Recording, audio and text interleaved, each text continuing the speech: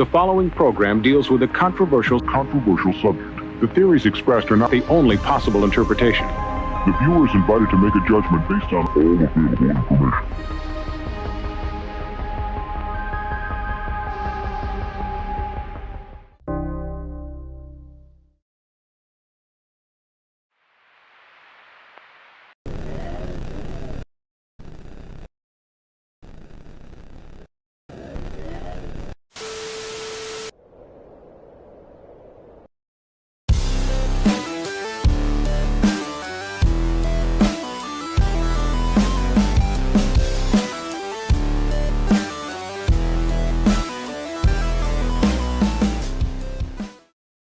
What's good, everybody? Welcome to another Saturday night, another Monocomic Mayhem. Card Vibe says New York Rangers. Hopefully we get the #1 seed. Nice. I'm brokenhearted right now, man. I am absolutely brokenhearted. The mother... We're definitely over 30 seconds in. The motherfucking Coyotes are going to Salt Lake City, bro. I saw that, dude. Right as we finally got a good young core coming up, Shane Doan's kid is playing. Like, that is the perfect Cinderella story for a hockey team if I've ever heard one, and they're taking them away. Was there is there a protest, or are they trying to fight it, or it's a done deal? Nobody gives a shit about hockey out here, man. It's sad. There's a decent group of us that are fans, and I used to go to, like, when they were here in Glendale, I used to go to like 10 to 15 games a year, you know, that type of thing, and it was absolutely amazing. You know what I mean? Brian's Comic Garage says they were always going to leave Phoenix. Well, here's the problem. Over the last month, we've been hearing from the insiders that the Coyotes are going to Salt Lake City, and then the owner is pumping everybody up and telling everybody he's going to buy this huge plot of land to build an arena. So, like, you don't, like, the fans are, you got this little sliver of hope that they kept on showing us, and we just grabbed on it and just kept pulling and nothing. And now it sounds like they're fucking gone, man. That hurts, especially with the Doan stuff. Like, I was back, man. I was out of hockey for the last, like, 2 years, and I was back. Now, well, you know, it's not so much your team, right? It's what they can pull in and bring other teams in. So it's check this out. Economy, man. So this is what pisses me off. We have Austin Matthews, right? Not born in Arizona, he's born in California, but he grew up from the time he was like 1 year old in Arizona. He played hockey here from an 8-year-old kid up. He's leading the league in goals. He's, you know, I don't know if he's going to get 70. Did he get 70? I don't know if he did. And he's an Arizona kid, right? So that's great for Arizona hockey. Shane Doan's kid is the very first Arizona born, raised, played his college hockey here for ASU, his minor hockey here, and played for the Roadrunners in minor hockey in Tucson. Played his whole career here in Arizona from the time he was born. And, like, that would have been so great for Arizona hockey. That would have been huge. So many kids would have got into that. Were they fighting for a brand new facility or something here in Phoenix? Yeah, it's a bunch of fucking politics, man. Politics are always ridiculous when it comes to that stuff, but that's sports. We shouldn't get too crazy into sports before at the beginning of the show. Dude, did you please tell me you saw X-Men 97? Yeah, dude, the Kill Gambit, bro. Oh, how good is that series, man? Bro, so a couple of people hit me up last night and they go, Did I hear you say you hadn't finished watching us? And nah.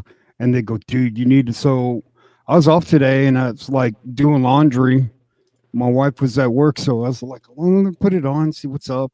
I said, bro, they fucking killed his ass, dude. What the fuck? Yeah, bro. And I'm my homeboy Degenerate DNA. He's a huge Gambit fan, so I was like, shout out to DNA. Yeah, I'm sorry, bro. Well, here's the thing.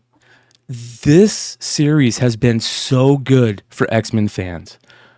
so good. Every episode, it's done really well. The animation is like, it looks old school, but it's got like a bunch of new style and how they animate and do things, and how it's dynamic, and the fight scenes, and obviously it's more for adults, so it's very adult. And it hits all the old school X-Men fans like perfectly. Each episode feels like a different X-Men era, like 2 different X-Men storylines, and they're going to cool places. And this last episode just, man, it was crazy. It was pretty nuts. So, and here's the thing. Here's what's even crazier. Is that, are the X-Men back? Because the new comics coming out, everybody's stoked about the new teams. Other than one team, all the other teams sound great.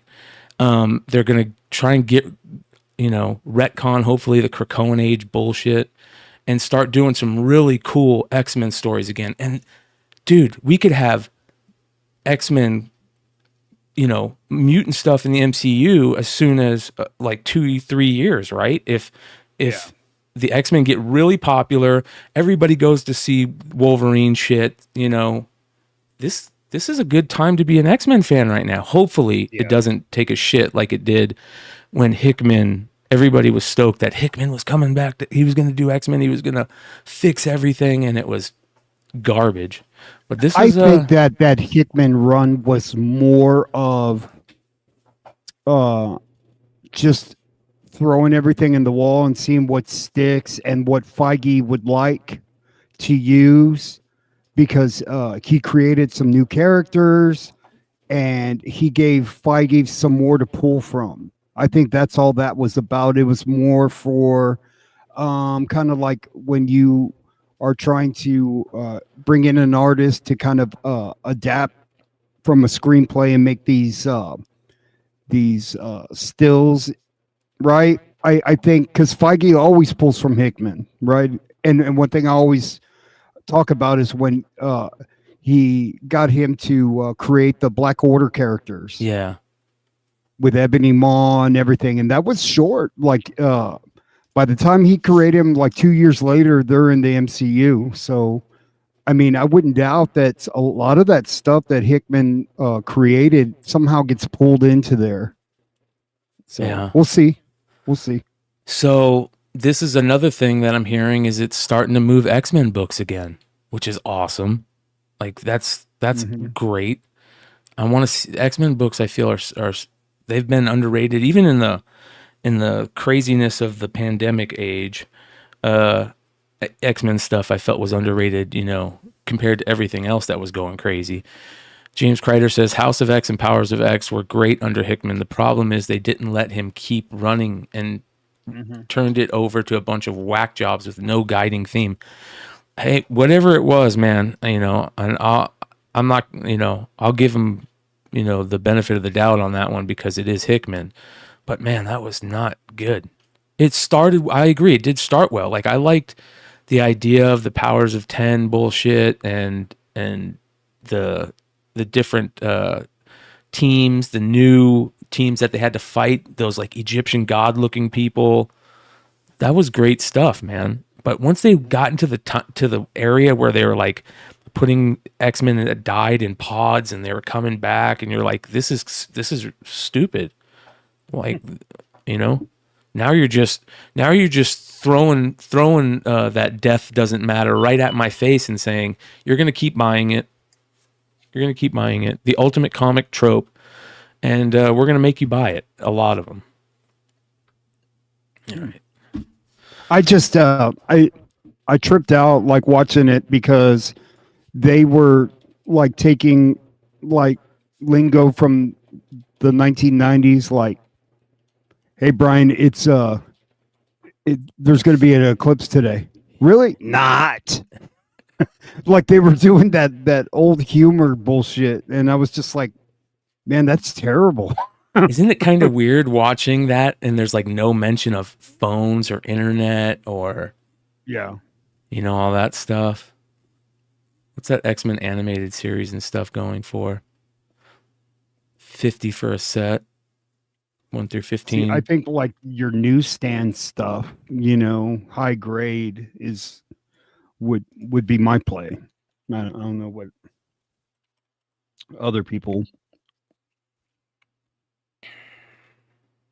Man, I hope that this Jim Lee era just takes off and all Man, that was stuff. such a great book, man. Yeah. I love the way Black Widow was done, and Yeah. it's super cool. This one right here, I know that was everyone was going crazy for that. Underrated book. Very underrated. That was you know what, dude? This is the very first X-Men key I ever bought. I saved up for it. When we were kids, there was this. They just closed a few months ago. There was a shop here in Phoenix, and if anybody's been here in Phoenix, they in the last 20 years gone comic book hunting, you know about the shop. It was called All About Books and Comics, and it started out as like a bookstore on one side and a comic shop on the other. But they had so many comics, bro, as a kid, and I would go in there and go through long boxes of X-Men stuff. And I remember seeing this and being like, all right, I'm going to save up for it. I think I paid like $9 for it or something like that. Or maybe like, $6 or something like that. And I had to save up for it. But yeah, that's the first key I ever bought for X-Men. Hey, you know what? Pull up Nintendo Power 200. All right. So is this where this comes from? Yeah. Okay. So Hood showed me something backstage that is absolutely fucking crazy. What up, Yee? What's going on? Yeezee. Dude, I am stoked for pickups today. Oh, yeah? Yeah. Or I might as well close the show now. Okay. So, you know how like Nike does like sneaker drops like on the app? Sneaker. Well, how about getting like the shoe in hand like on the release day? Bro, you got those from Nate?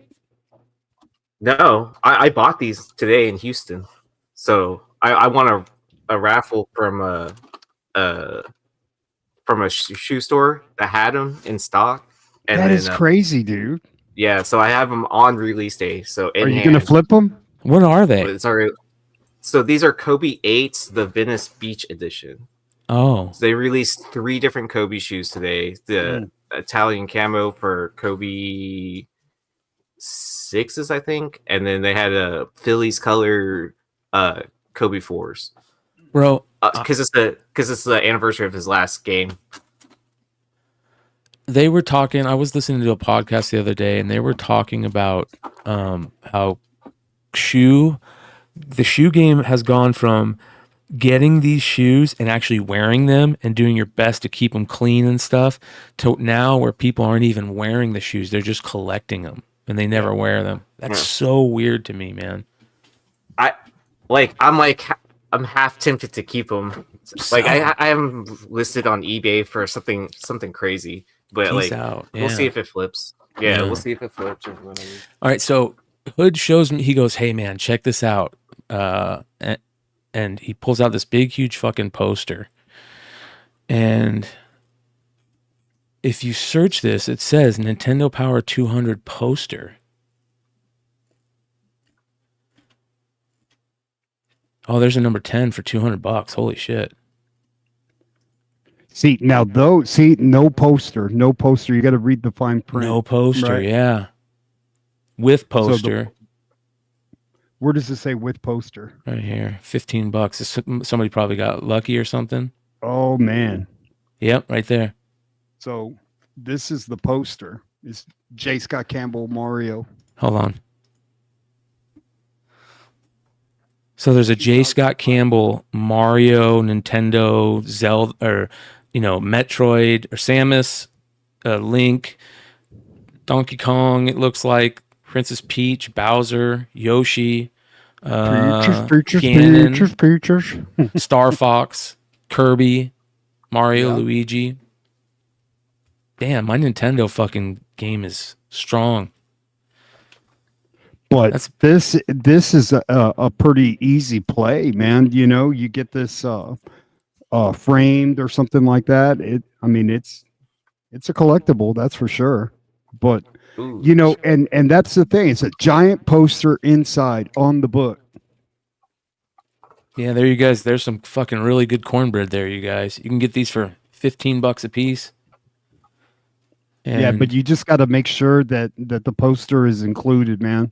yeah, Because I've got one, and this and I had ordered another one, and the other one came without the poster, and I felt like the one that I ordered last week, it wasn't going to come, and I was like, oh man, fuck it, I don't care anymore. speaking You of know? J. Scott Campbell, Yeah.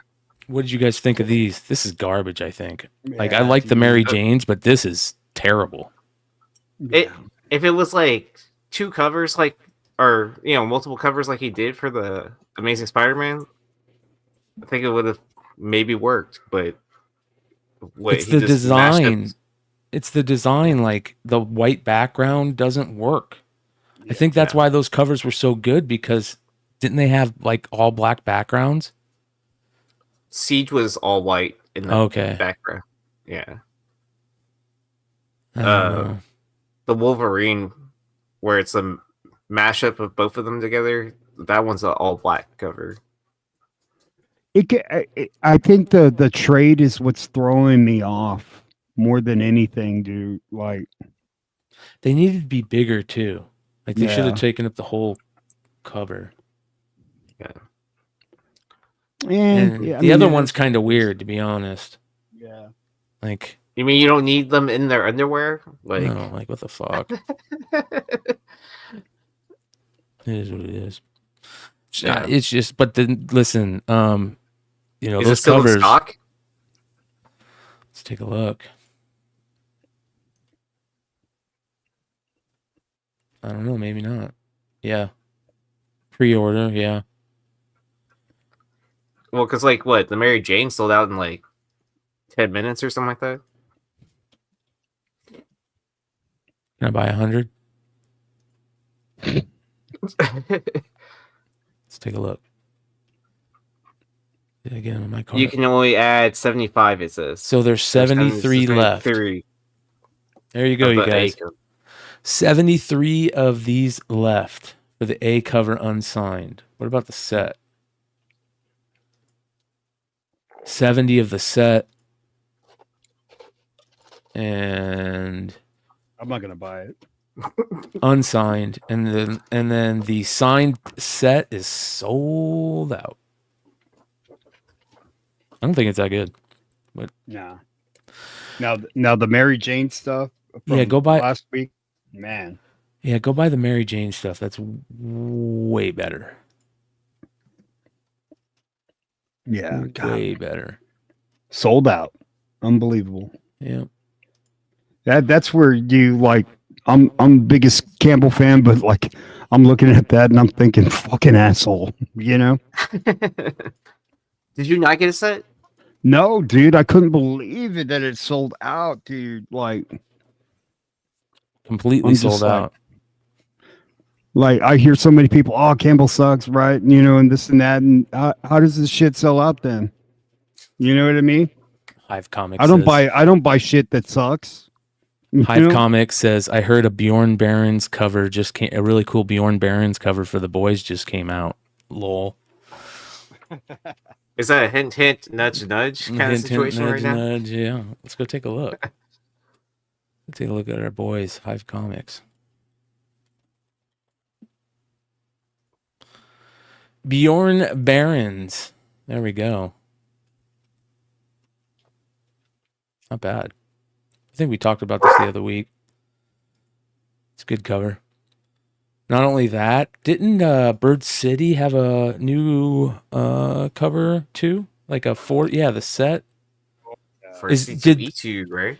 Did they come up with that, or is that something they were they just jumped on? Do you know, E? I don't know.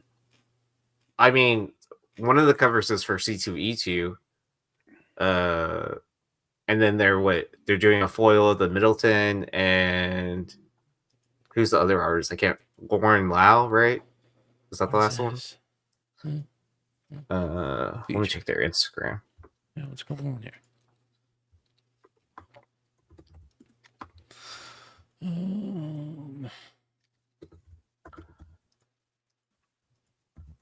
Asking me the hard-hitting questions on the spot. Yeah, what the fuck, Chuck?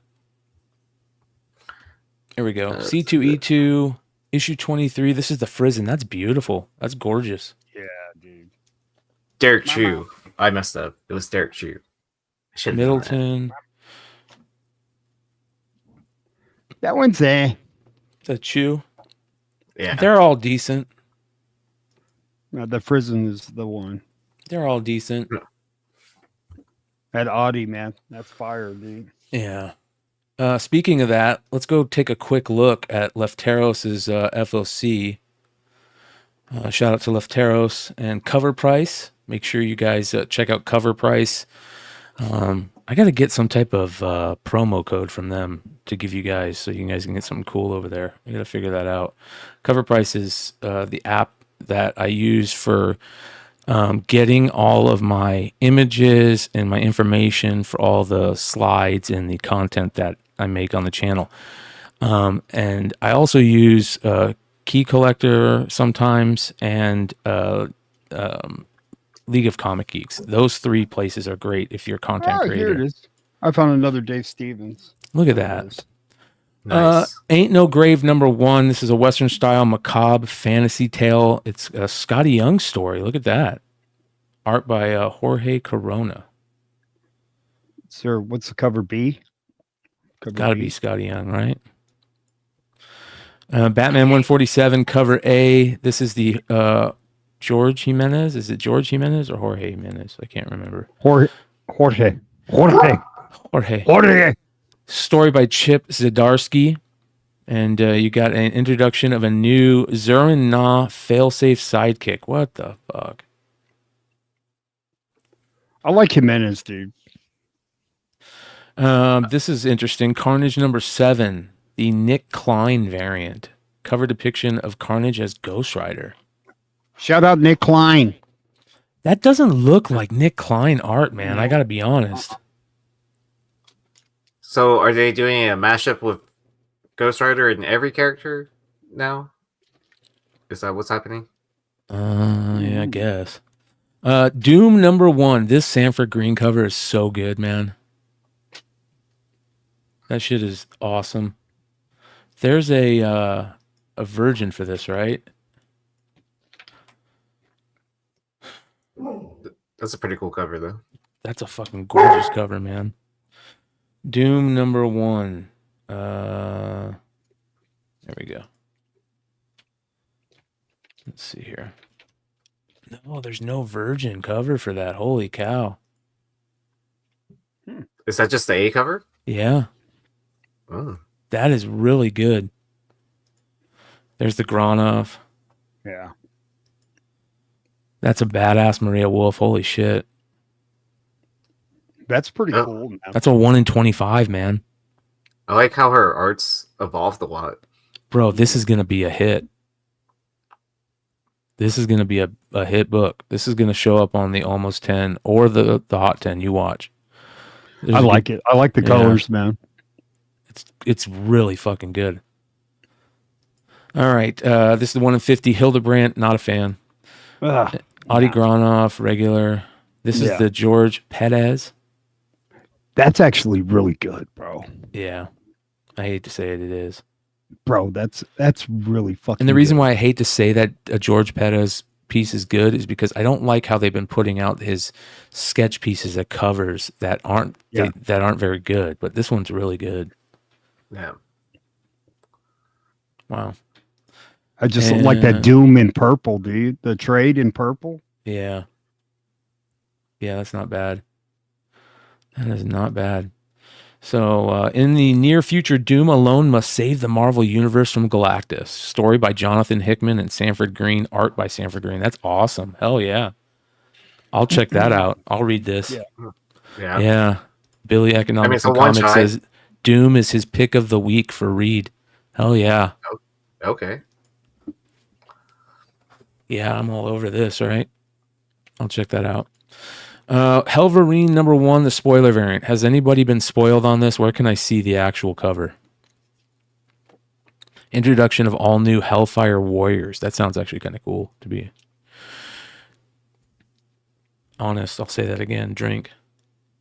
Did you hear my dog earlier? So drink again. Rat City #1. This is supposed to be really fucking good. I read an article about this series, a review on it. So yeah. Has anybody read this? Didn't it come out this week? Did it come out last week, I think? Last Wednesday? The first issue? Am I wrong on that, chat? What is UFC tonight? Is it 300 tonight? UFC 300? Yes, I think so. Ultimate X-Men #3, you got a Momoko cover. First cover appearance of Earth 6160 Nico, Minoru, Mori, and Natsu. Yeah. I haven't read issue #2 yet. Has issue #2 come out? Gotta check that out. And then finally, Ghost Machine's got some first issue, second printings coming out that look absolutely badass. Ooh, This I can't stuff wait is for the great. foils. Yeah, this stuff is really good. So go check it out. All right, so let's just do a quick rundown of our boy Billy's page 2. We'll go by most sold first. Sick. Adi Granov, everybody's going crazy for that. This is pretty cool. This Energon Universe special. That's a dope cover right there. Written by Robert Kirkman, Daniel Warren Johnson, and Joshua Williamson. All three of them. With art by Lorenzo Di Felice, Ryan Otley, Jason Howard. Cover art by Daniel Warren Johnson and Mike Spicer. A special new printing of Energon Universe Free Comic Book Day special featuring 3 all-new stories from the Energon Universe with stunning revelations in the worlds of Transformers, G.I. Joe, and Void Rivals. That'll be cool. Ultimate X-Men #3. There's the spoiler. There's the, here you go, Hood. There's the Jimenez cover, punchline cover. That one's, I like it. Yeah. Carnage #7. That's an interesting cover. Dude, that's sick, bro. I like that. Can you blow that up? That's pretty cool, man. Let's see.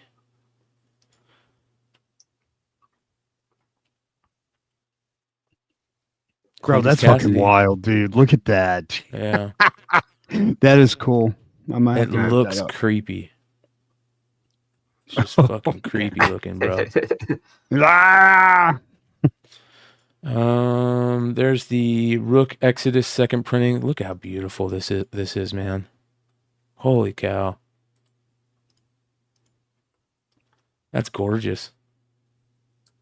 Oh, it kind of looks like the image like ash cans and stuff like that when they were doing different colors. Yeah. That's cool. All right. Helverine. There's the Doom. This is really cool. I just wish there was a version where the Helverine trade dress was behind the fire of the character, right? I want the fire to be in front.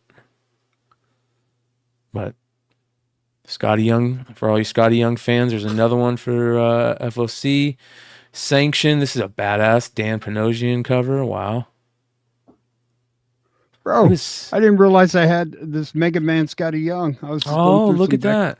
Look at that. Oh, dang. Hold on. Keep that up. That's nice, bro. Bro, I got to send this in. I Yeah. thought I had it. I'm just now going through. I'm off the weekend, and so I'm just going through my back issue boxes. And I'm just finding some crazy heat, dude. That's Bad, always dude. fun. Yeah, Aaron burned me. I thought it was going to be this weekend. Aaron was going to come down with his band, so it's all right, dude. I thought I said it like multiple times. It was on 420. Have you guys seen this or heard about this? The Boy Wonder by Junie Baugh. This is around Damian Wayne. Yeah, this looks really interesting, man. The young Prince Damian Wayne was raised to be the heir to the fearsome League of Assassins, to follow in the footsteps of his deadly mother Talia and the demon's head himself, his grandfather Ra's al Ghul. But everything changed when his father, the Batman, reclaimed him and brought him back to Gotham City. As Robin, young Damian suddenly discovered he was merely one of a number of princes, preceded in the role of his brothers Nightwing, Red Robin. And Damian doesn't care to be merely anything. But when his father is forced to leave the city on urgent business, a rash of abduction is accompanied by whispers of demon stalking Gotham's dark alley. Damian will find himself battling alongside his adoptive brothers and in the process learning what the mantle of the Robin really means. Visionary writer and artist Junie Baugh makes his mark on the timeless story of Batman and Robin, synthesizing the character's complex history into an accessible, heart-rending fairy tale. Holy shit, that was long. But the art on this looks really interesting, man. Let me see if I can show you guys some more.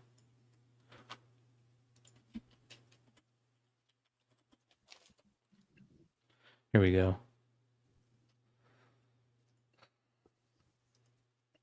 What the hell? It says preview. Let me preview it. Can I not preview it?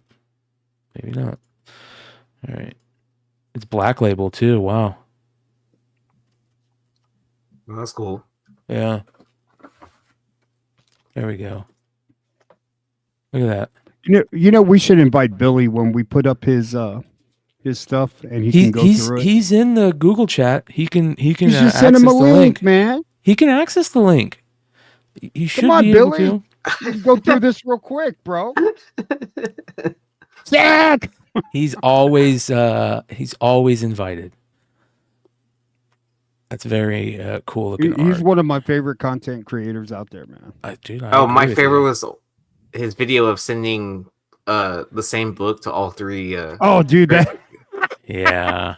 that's the best, dude. Yeah, Look at that. dude, That's and the it got best, man. and they got a write up in Overstreet. No, when his hands were shaking, like he found the second shooter on the grassy knoll, bro. It was fucking awesome, dude. I think It that's scared like his. me, bro. I said, like, what the fuck's going on? I think that's Hold on, let's go take a look at that. I real just quick. imagine them like CGC calling Billy. Hey, I just need you to stop. Stop what? You know what I mean. And click.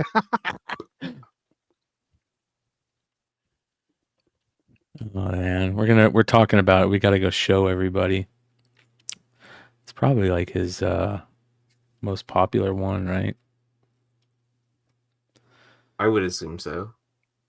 How can I go see most popular? You know, he I don't know if you remember this, but a guy's books, high grade old Batmans and stuff that went on to Southern Sword Heritage. Fight, top right. Yeah, got stolen, and Billy basically caught the guy that stole them because he was trying to resell them. So that was pretty cool. Yeah, man, he's got so much content. It's unreal. Look at all this shit. He's been doing it a long time. Yeah. Yeah, make sure you guys go check out. If you guys aren't, you guys all know who fucking Billy is. Yeah. What if Venom Rod Reese variant? That's kind of weird looking.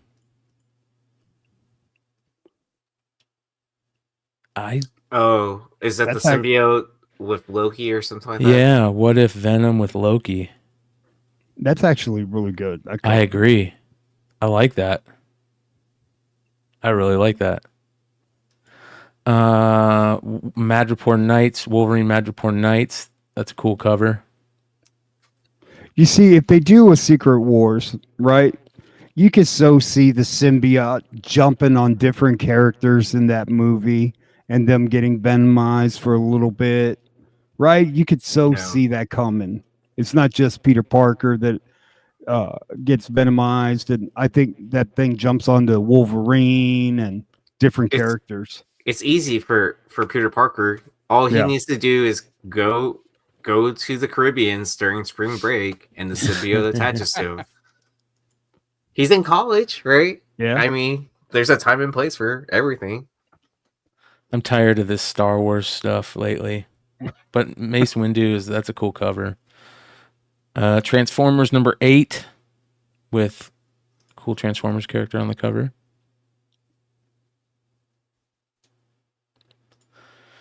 You get the red coat second printing, Poison Ivy, Frank Cho. Did you guys see this? Look at that. That's a great Frank Cho cover. The stained glass. Didn't he have like a Harley cover similar to that? Probably. So I mean, that would be a good like mashup together. Yeah. Army of War Facsimile, Gunslinger, Spawn, Matina. Whoa.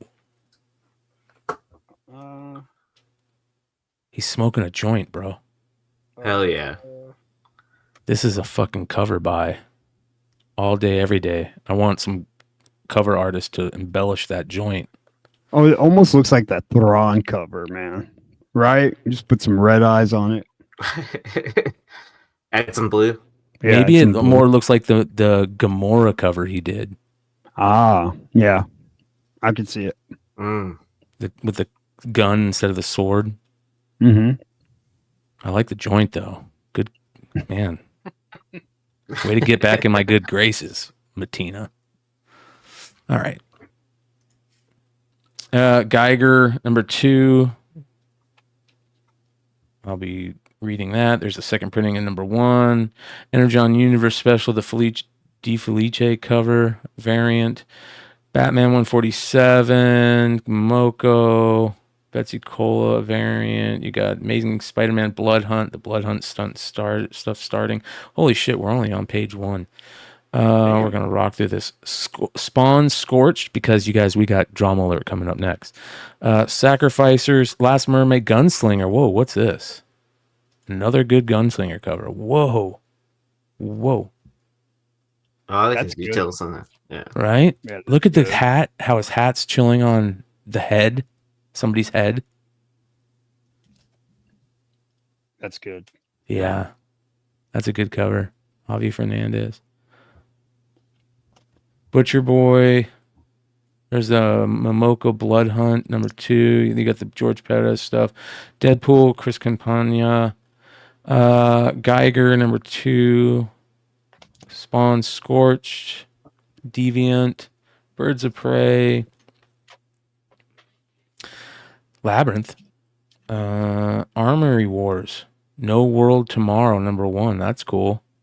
Some more Coheed and Cambria stuff, or for all your Coheed and Cambria fans. Turtles. Oh, I got that Dillinger and Escape Plan thing finally in.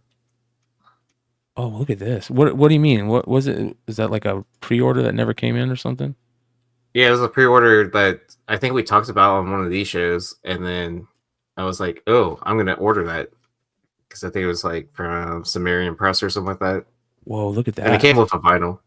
Holy cow. That's good. That's really good. Yeah. Oh. Yeah, I like that. Kneel Before Zod. Cover of the year? Good? No. No? No. Approaching, though? It's good, but it's not cover of the year good. We know what cover of the year is, Aaron. Right? Adam Hughes. Mama! That's a good cover. This is a good cover right here. Middleton. Did I come out this year or last year, though? Man, shit, I can't remember, Aaron. Dude, this is a don't foil. Do that to me, man. This is a Middleton foil. Wow. Look at that. Yummy. That's a good cover. Yeah. That's a good cover. I like that. Grim. That's a cool cover. Elverine by Texera is not good. That is not good.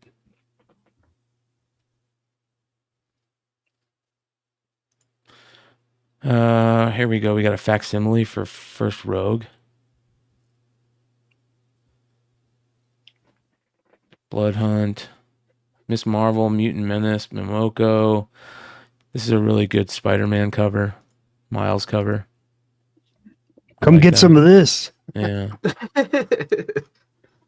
Transformers, Shazam, Scooby-Doo.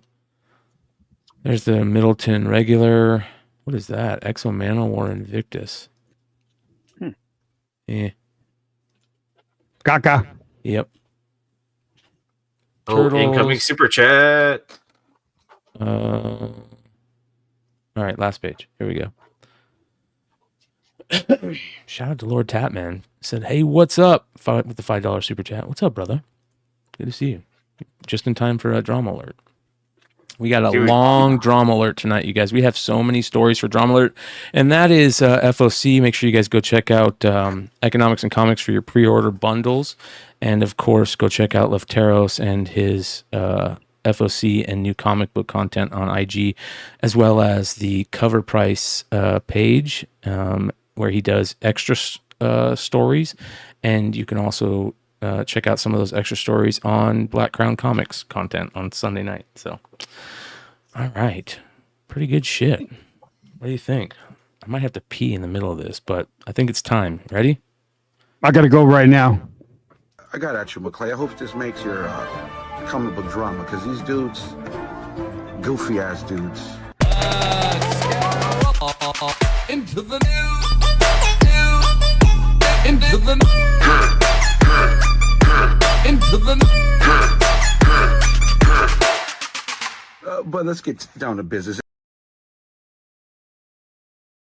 Let's get down to business. Drama.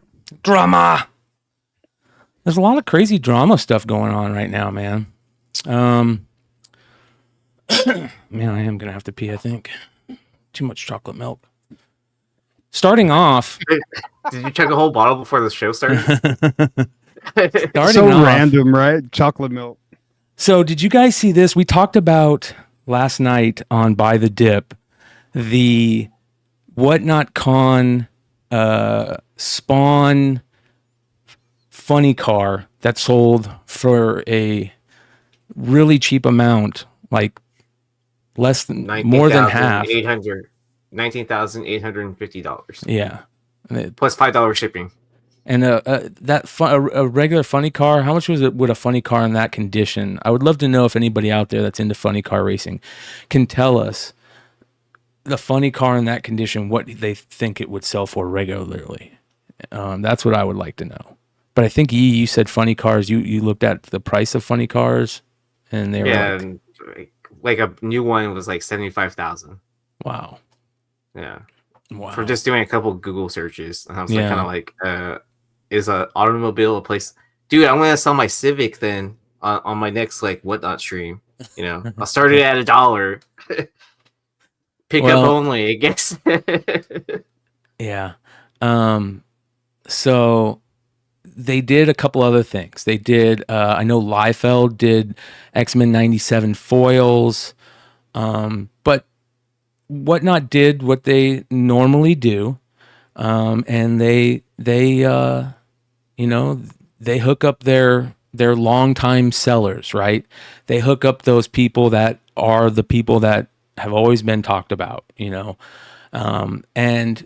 word on the street, I got some people reach out to me and said, hey, there is word that Whatnot has put up to their retailers to buy, to 3 retailers, the opportunity to buy like 500 sets of the Invincible variants, the Trade and the Virgin.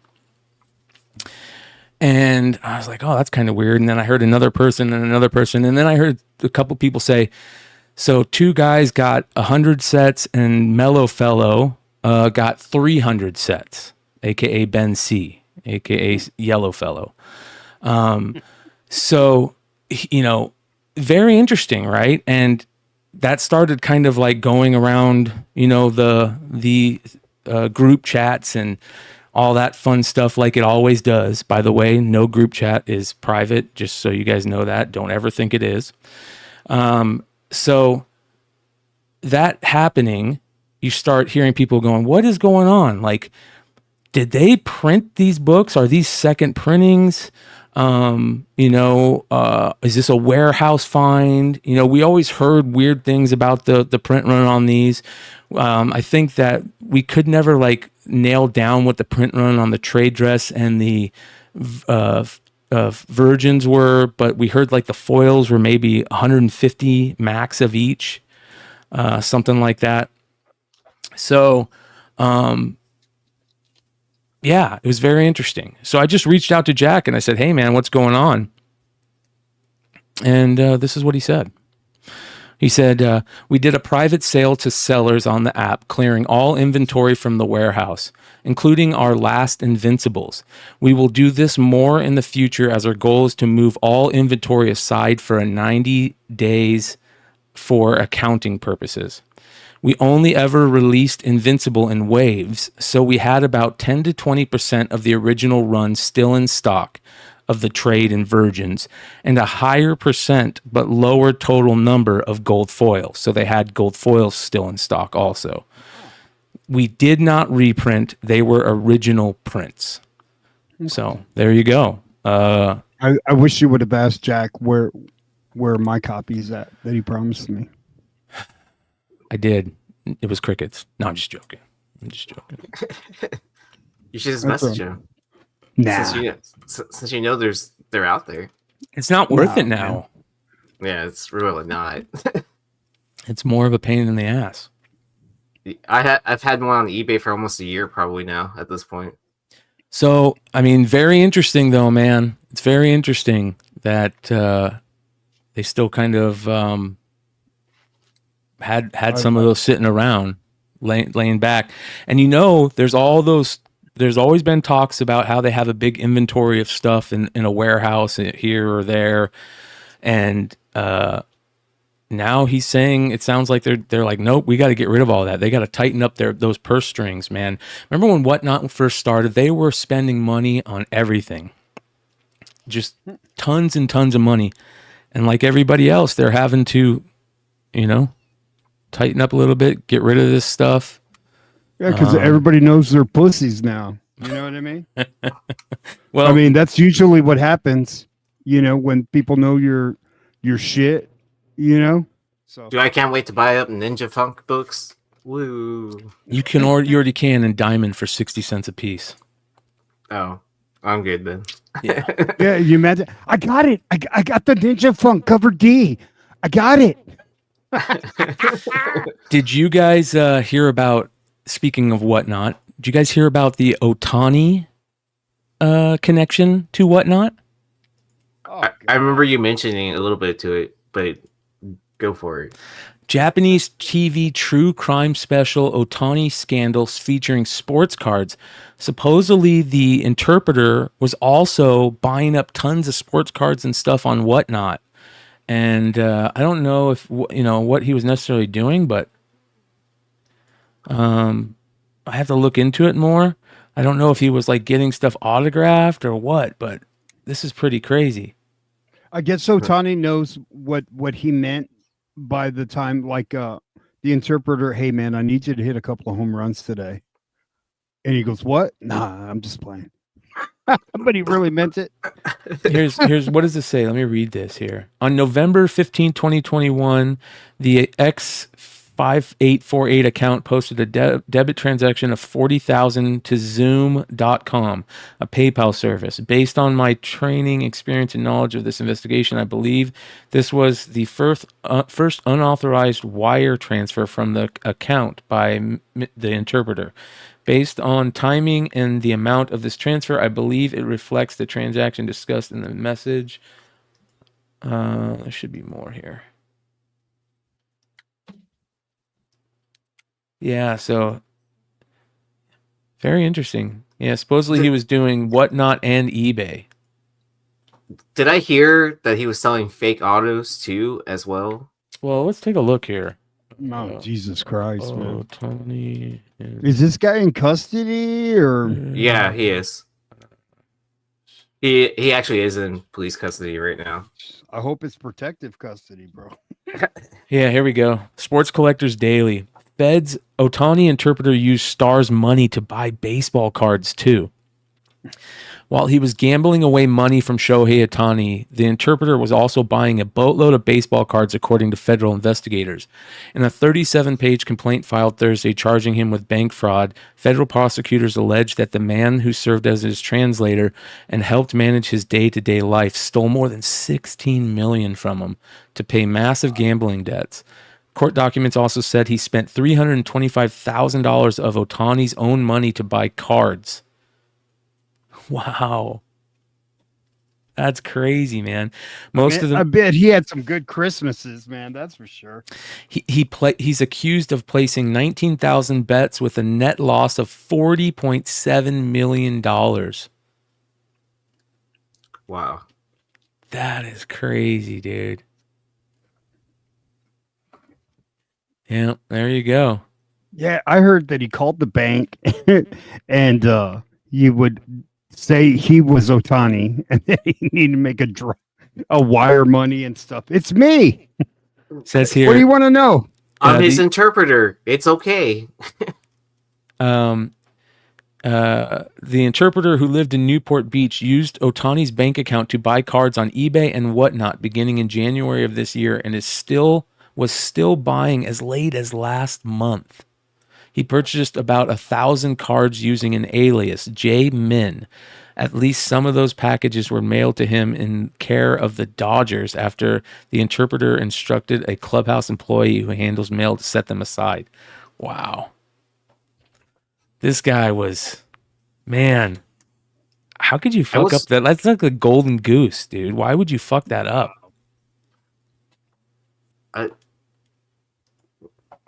Yeah. Right? I trip out if somebody like hasn't paid me back $5, dude. You know? That's the fucking golden goose. Speaking of the golden goose, CGC graded books. Did you guys hear about this craziness?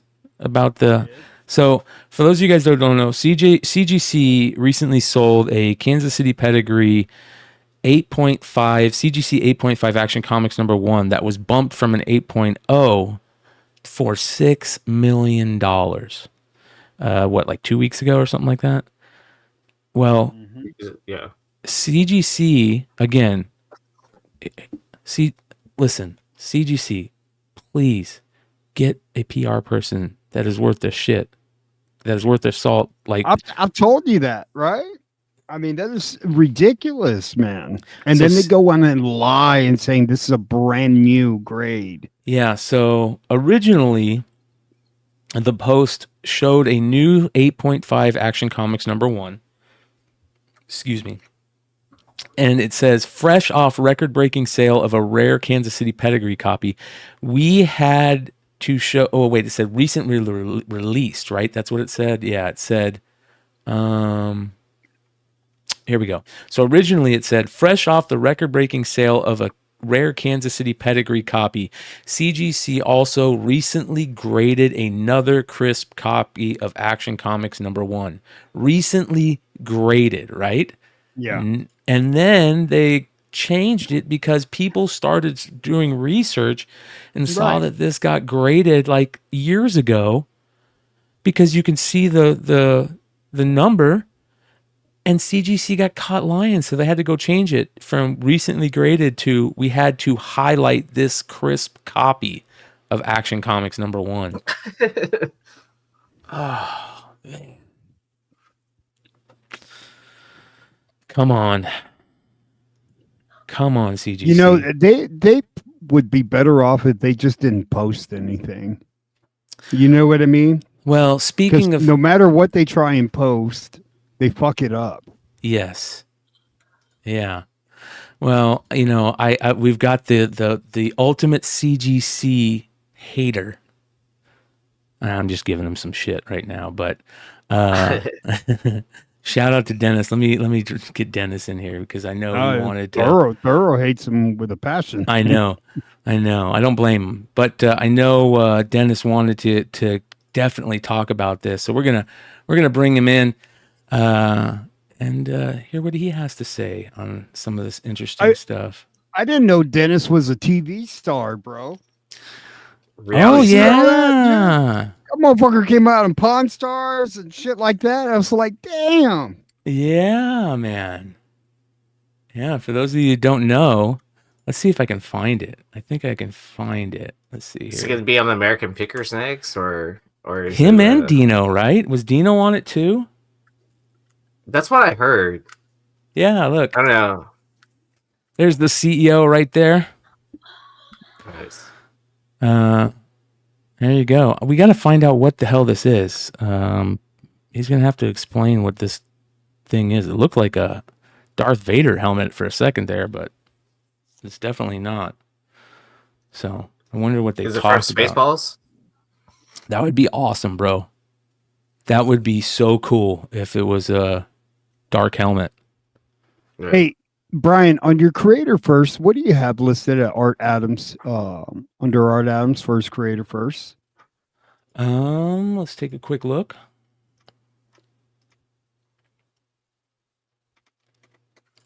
Beyond Wednesday's creators first, Art Adams, High Energy #1, from 1982. He did the story One-Eyed Jack, an 8-page story in High Energy magazine, but he wrote into a letters page for Captain Carrot and the Amazing Zoo Crew, Volume 2, number 12 from February of '83, and did a self-submitted pinup.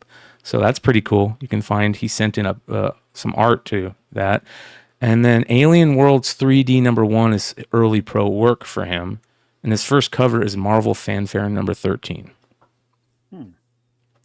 So Dennis, I sent you your link, brother, in your Facebook Messenger. So if you want to jump on and talk about this, fucking chop. Why? What were you thinking? So I've got this Ooh. Fantasy Against Hunger book, high grade, and it's got like artists like Dan Parent and Art Adams, and this came out in 1987. 87? And- Hold on. Okay, yeah. 82 is when he started. 82. Lord Tatman's comic says, just picked up a PCH from the Northford Pedigree. Nice. It's a 7.5, but it's beautiful. I'm sure it can also get a bump. What is the issue? What pre-code horror book is it? I'd love to fucking see that. Is it on? Do you have it on your IG?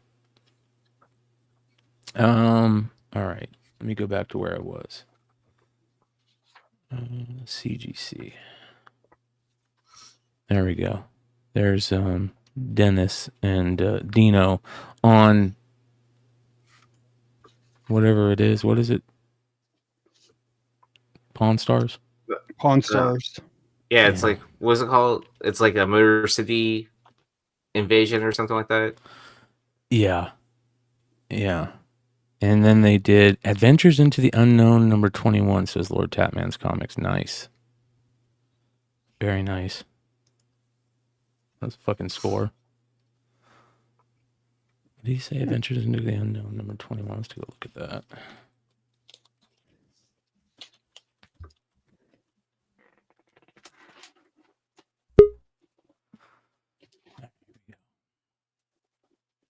Hey there. Took you long enough. Jesus.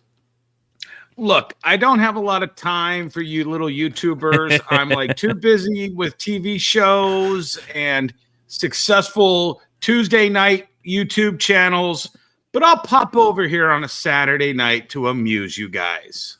All right, God bless you, man. Yeah. You're welcome. What's your name again?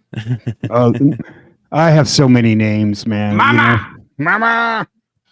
That's nice. That's What's a great up, guys? fucking book. All right, so Dennis, did you see the CGC stuff? What did you think about? Yeah. Yeah. Here's the thing, man. And Red Hood, you're our guy. I'll be right back real quick. You're our guy. How many miraculous healing transitions has CGC made in the last year that end up being the biggest auction winning mega total for one of a handful of guys? The Amazing Spider-Man #1 with the 9.6 to a 9.8 with a 1/4 inch color breaking spine tick. Mm-hmm. I saw an Iron Man number one. I saw an Iron Man number 1, 9.8. The back of it was off cut, and it still got a 9.8. No, what? But giant size X-Men 1. Oh yeah, come on. A 9.8 with a color rub on the staple. Yeah. And fading got a 9.9. Yeah. Impossible. So no. You're missing the whole point. Okay. I think CGC may be the Messiah. And they have the healing hands that can make books go from really good to the most amazing thing ever the week before an auction. Well, you know what they're doing, Dennis, right? You know how all this shit started with COVID, right? Yes. Some big books started moving. It's really, not just COVID Gary where everybody was gave a 1 hour talk. Outlier books, right? Yes. And then the big money sports card guys and the big money Wall Street investors, and they came in and they were like, what's the most anybody's paid for an action?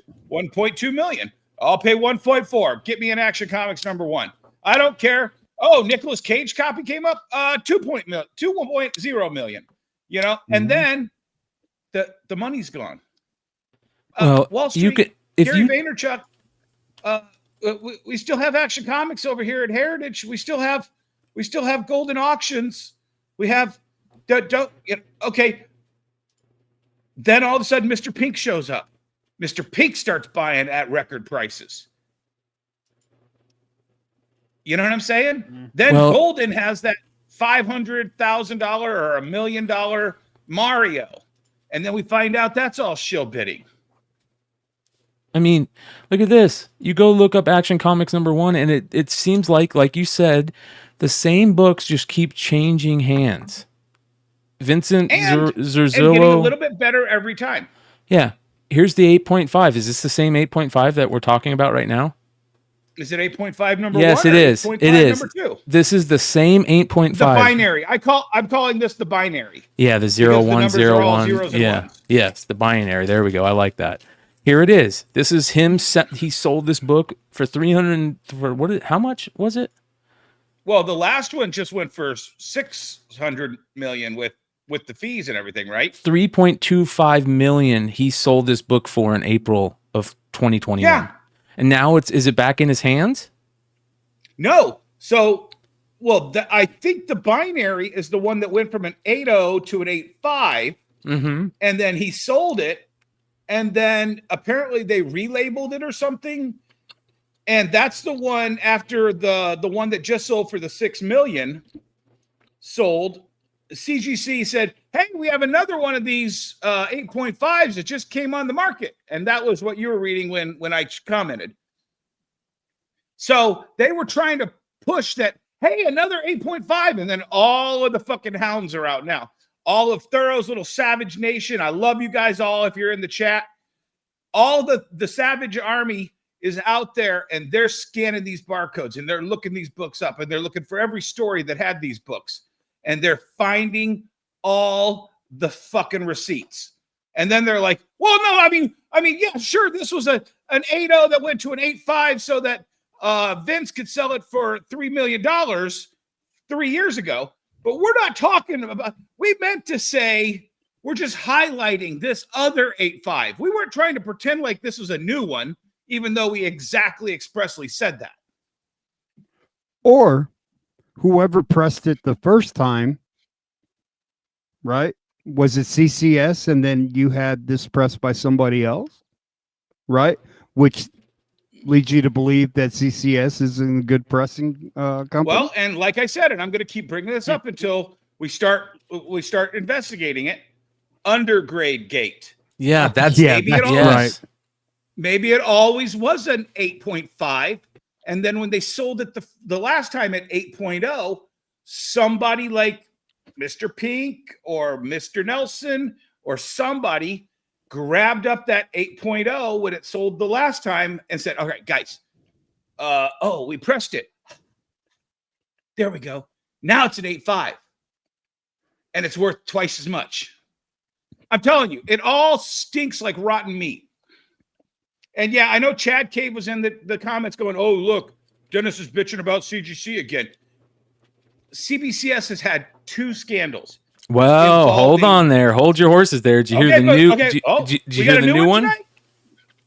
Supposedly CBCS, somebody sent in I think we originally thought it was a Lethal Protector, but it turned out to be a Spider-Man 2099. That was a 9.9 to get reholdered. And when they looked at it, and when he got it back, it came back a 9.8. I'm not going to call that a scandal. I'll explain. No, hold on. Let me explain this. I'll play devil's advocate just this one time because I don't know the circumstances of this.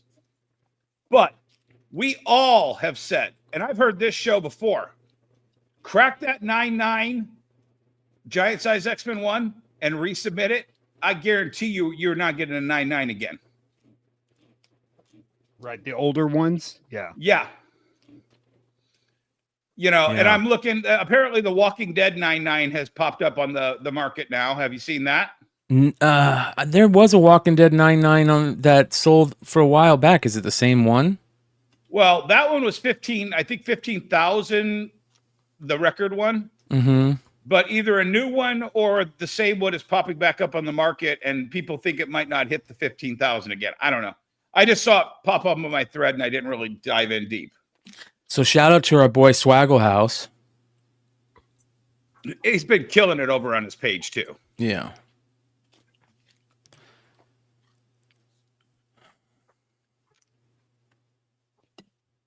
This isn't Swaggle House. This is Comic Book Investments.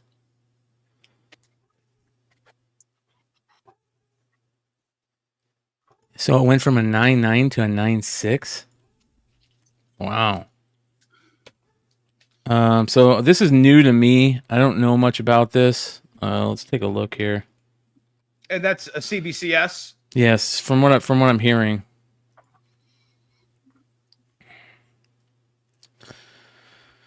Videos.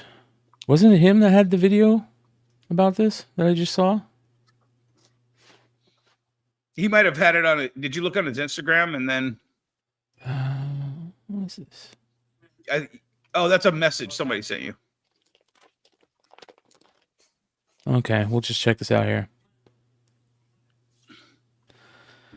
So it says, hello, I'm contacting you regarding order number 24, I regret to inform you that there was an error in grading your Spider-Man 2099, originally graded at 9.9. Upon closer inspection, it should have originally received a 9.6. Nevertheless, we pressed it and managed to elevate the overall grade to 9.8. So don't worry. God. Yeah, I apologize sincerely for any inconvenience caused. Okay, this is bullshit. Now that I know this, it's not as bad, but it's bullshit. Yeah. Okay, but we've all said the 9.9 to 9.8 line is so fucking razor thin.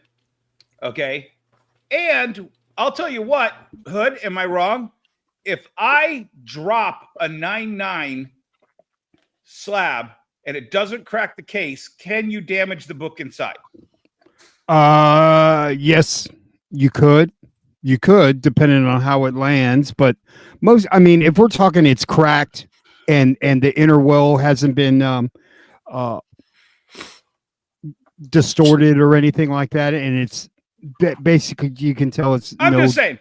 I don't know the particular case on this, but I'll say this. Integrity is what you do when no one is looking. Mm-hmm. And no one was looking, and they admitted they had a mistake, and they notified the seller immediately. They didn't try to cover it up. They didn't try to sell, or the grader. Do you think that they dropped it, though? Yeah. I think they dropped it. I don't think that they missed... Yeah. That they call a book that's supposed to be a 9.6 and 9.9. Come on now, bro. Okay, they don't have time to be calling a whole bunch of people telling them their grade isn't what it is. They contacted them. What would CGC have done in this case? What does all current evidence show you that CGC would have done in this exact same situation? Give you grading credit for X amount of dollars? For $50, maybe? I don't know. I don't know the number to it. I think it depends on the book and the value, right? They still haven't paid off on any of the Reholder Gate scandals. So here's my thing. Your people graded that book a 9.9. I want it reholdered. That bitch better come back a 9.9. I've already paid for the fucking grading. It's on you. The same way it's on you if I get a 9.2. Yeah. Right? Because if I send you a 9.2, you're not calling me and saying, hey, I pressed it because I felt like this could have gotten a higher grade. And boom, you got a 9.8. Congratulations. See, now if there's that fucking call, then I don't have any problem with that. But why did he send it in for not. Reholder? But why did he send it in for Reholder? Well, because let's take a label, probably a label, some You fucking mean the label that everybody said sucked? yeah, blue 9.9, please. Oh, here it is. He Deadpool says or it. whatever. He says it right here. I was hoping to get some contact info for CBCS. I won an auction for a Spider-Man 2099 CBCS 9.9 from Heritage and decided to send the book in for a reholder so I can get the new label and gold lettering. Okay. Okay. All right, here we go. Let's.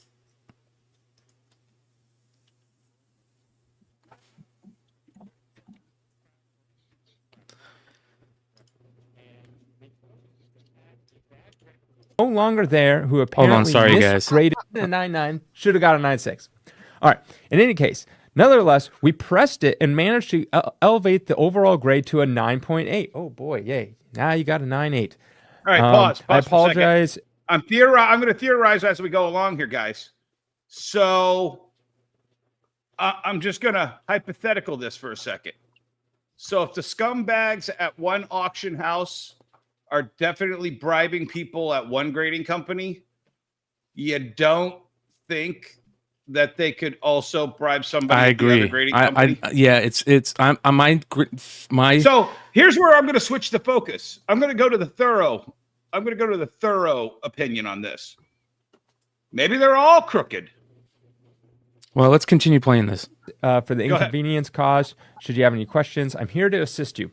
So that's what happened. The guy wanted to get it recased. He sent it in the CBCS. They looked it over. They said, honestly, this should have been a 9.6. And they gave it a 9.6, but then they said, hey, we'll press it to you probably for free. I don't really know if the guy paid. And now he got a 9.8.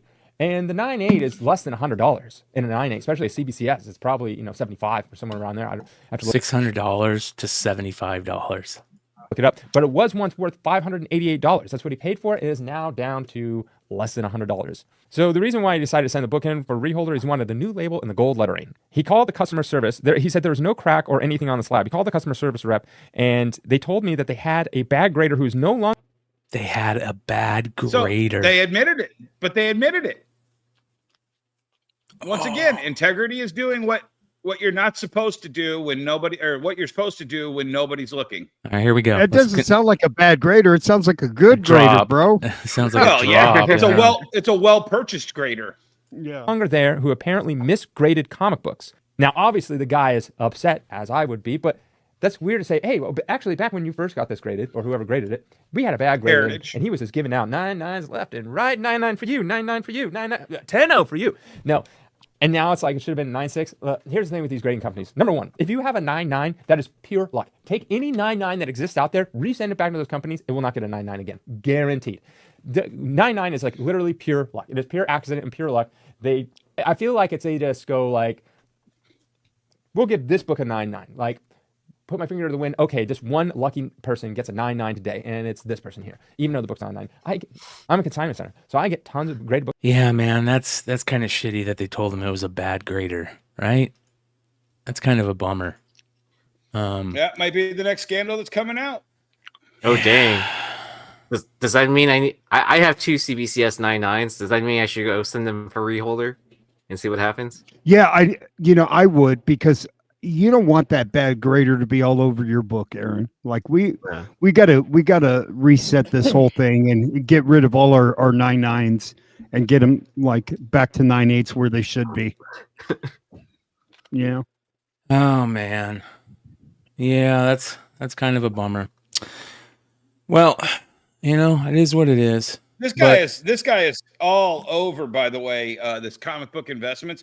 He is all over every scandal. So, I mean, I'm seeing he's got about 3 or 4 videos on the scandals with CGC. This is his first one I see with CBCS. He's talking about the prices all dropping. So yeah, I mean, honestly, here's the thing: the truth is catching up with people, and they've been playing a lot of shady games for a lot of time. So maybe the whole market is going to implode over this. So be it. Yeah. I'd rather have truth. I'd rather have all these scandals come out, even if CBCS has a few themselves. But I still stand by, Hood. You and I have had this conversation a million times. I stand by almost every single book that CBCS has said is the 9.6. And then I show it to Jessup, or I show it to another person. Oh, you know what? Right there, man. That's why you got your 9.6. Nope, you can't press that out. Wow. So in CBCS, but I'll tell you what, we've all seen depending on who you know and who you blow over at CGC, you're going to get a 9.8 when there's supposed to be a 9.6. Yeah. And I mean, we can all agree. Can we all agree? If CBCS is going to hand out 9.8s and 9.9s to anybody, it's probably me. Mm-hmm. I'm their biggest vocal friend. I get 9.6s left and fucking right. My Spawn negative got a 9.0. Well, all right, you guys. I can press it. Let me press it. It's already on the pile. How is Jessup, by the way? He's doing good. I was down there for the eclipse. Nice. Oh yeah, I saw that. That was pretty cool. That's pretty cool. Shout out to he Half Price literally lives like 10 minutes from the totality zone, the biggest totality. So we had 3 minutes and 42 seconds of totality. Wow. Oh, that's badass. Yeah. All right. So we got at least two more stories in Drama Alert, everybody. I got one. Okay. So we are going to give a quick heads up to everybody. We're entering the petty zone for some of you, and it is going to get very interesting here. So I know some of you don't like this. Adios if you don't like it. Let's get into some pettiness. So, petty zone. Can we throw an unfiltered on there too? A what? Can we throw an unfiltered on there too? Unfiltered petty zone. Yeah. That's right. All right. So, everybody.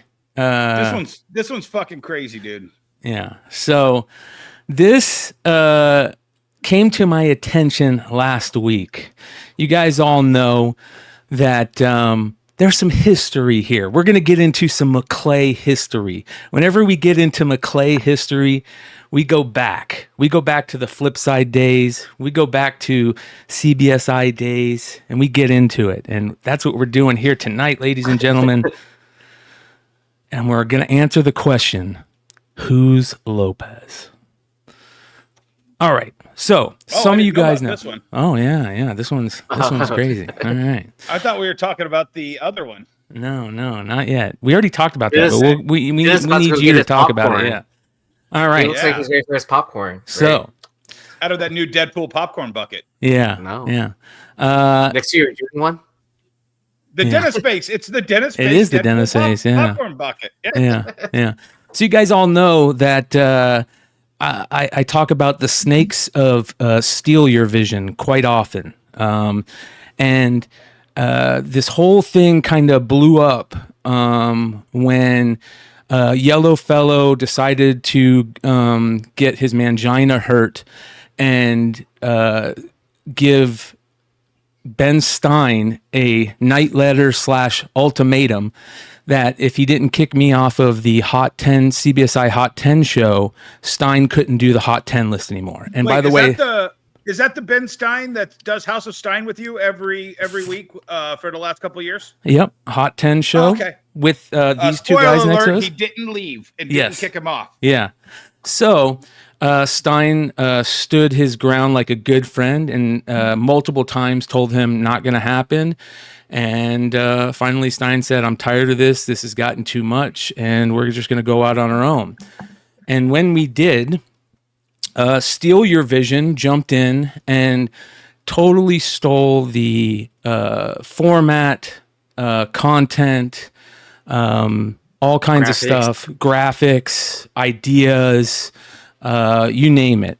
And instead of reaching out to Stein, I didn't care if they reached out to me. I wanted them to reach out to Stein. They never did. They still to this day haven't talked to Stein, which blows me away. So anyways, especially with the history with Peter and Stein together, exactly, like, as writers, right? And there's a lot of new people in the chat on the show nowadays that don't understand this. We're talking about the origins of creating content here at Beyond Wednesdays and Tales from the Flip Side and the old CBSI days when CBSI was a great place. Now it's just a website that never gets changed and people steal your content at. But so anyways, that kind of all went down. And I started, when this happened, I started sticking up for us and putting out, fun little videos that I would make sitting on the shitter, because they were funny and it took me 10 seconds. And I would throw them up on Instagram, kind of like the snake poop stinks one you saw tonight, fun little things, just to kind of throw jabs at them. And the only reason I would is because I would be getting constantly sent clips of I don't watch Renovision. I jump in on my friend Kyle's show once a week to say I'm like number whatever, and I bounce. And I'm it's not that I'm too busy to watch his show. I am too busy. It's not because I don't want to watch the SNS show. I can't, because I can't stand most of the people on that channel, so it's just hard to do. So anyways, and by the way, I'll say I love Kyle. Yeah, Kyle's a good dude. So, anyways, back in the day at Flipside, this is how McClay started. This is how the McClay content creator started. Me and my buddy Keith had been talking about doing a radio show / podcast for years called the Bogcast. And, all of a sudden everybody was doing podcasts and this and that. And at the same time, my buddy Kyle started doing this podcast with this dude, Matt, called Absolute Geek Podcast. And so I became friends with those guys through comics, collecting comics. And I started doing the Bogcast and Absolute Geek at the same exact time. At the same exact time, I was doing Tales from the Flip Side. I had started doing Tales from the Flip Side. And so I would do Tales from the Flip Side on Monday, the Bogcast on whenever we would record, because we would do it in studio, and House of Stein, or the Hot 10, CBSI Hot 10 show on Friday night, and then the Absolute Geek after that. You forgot one.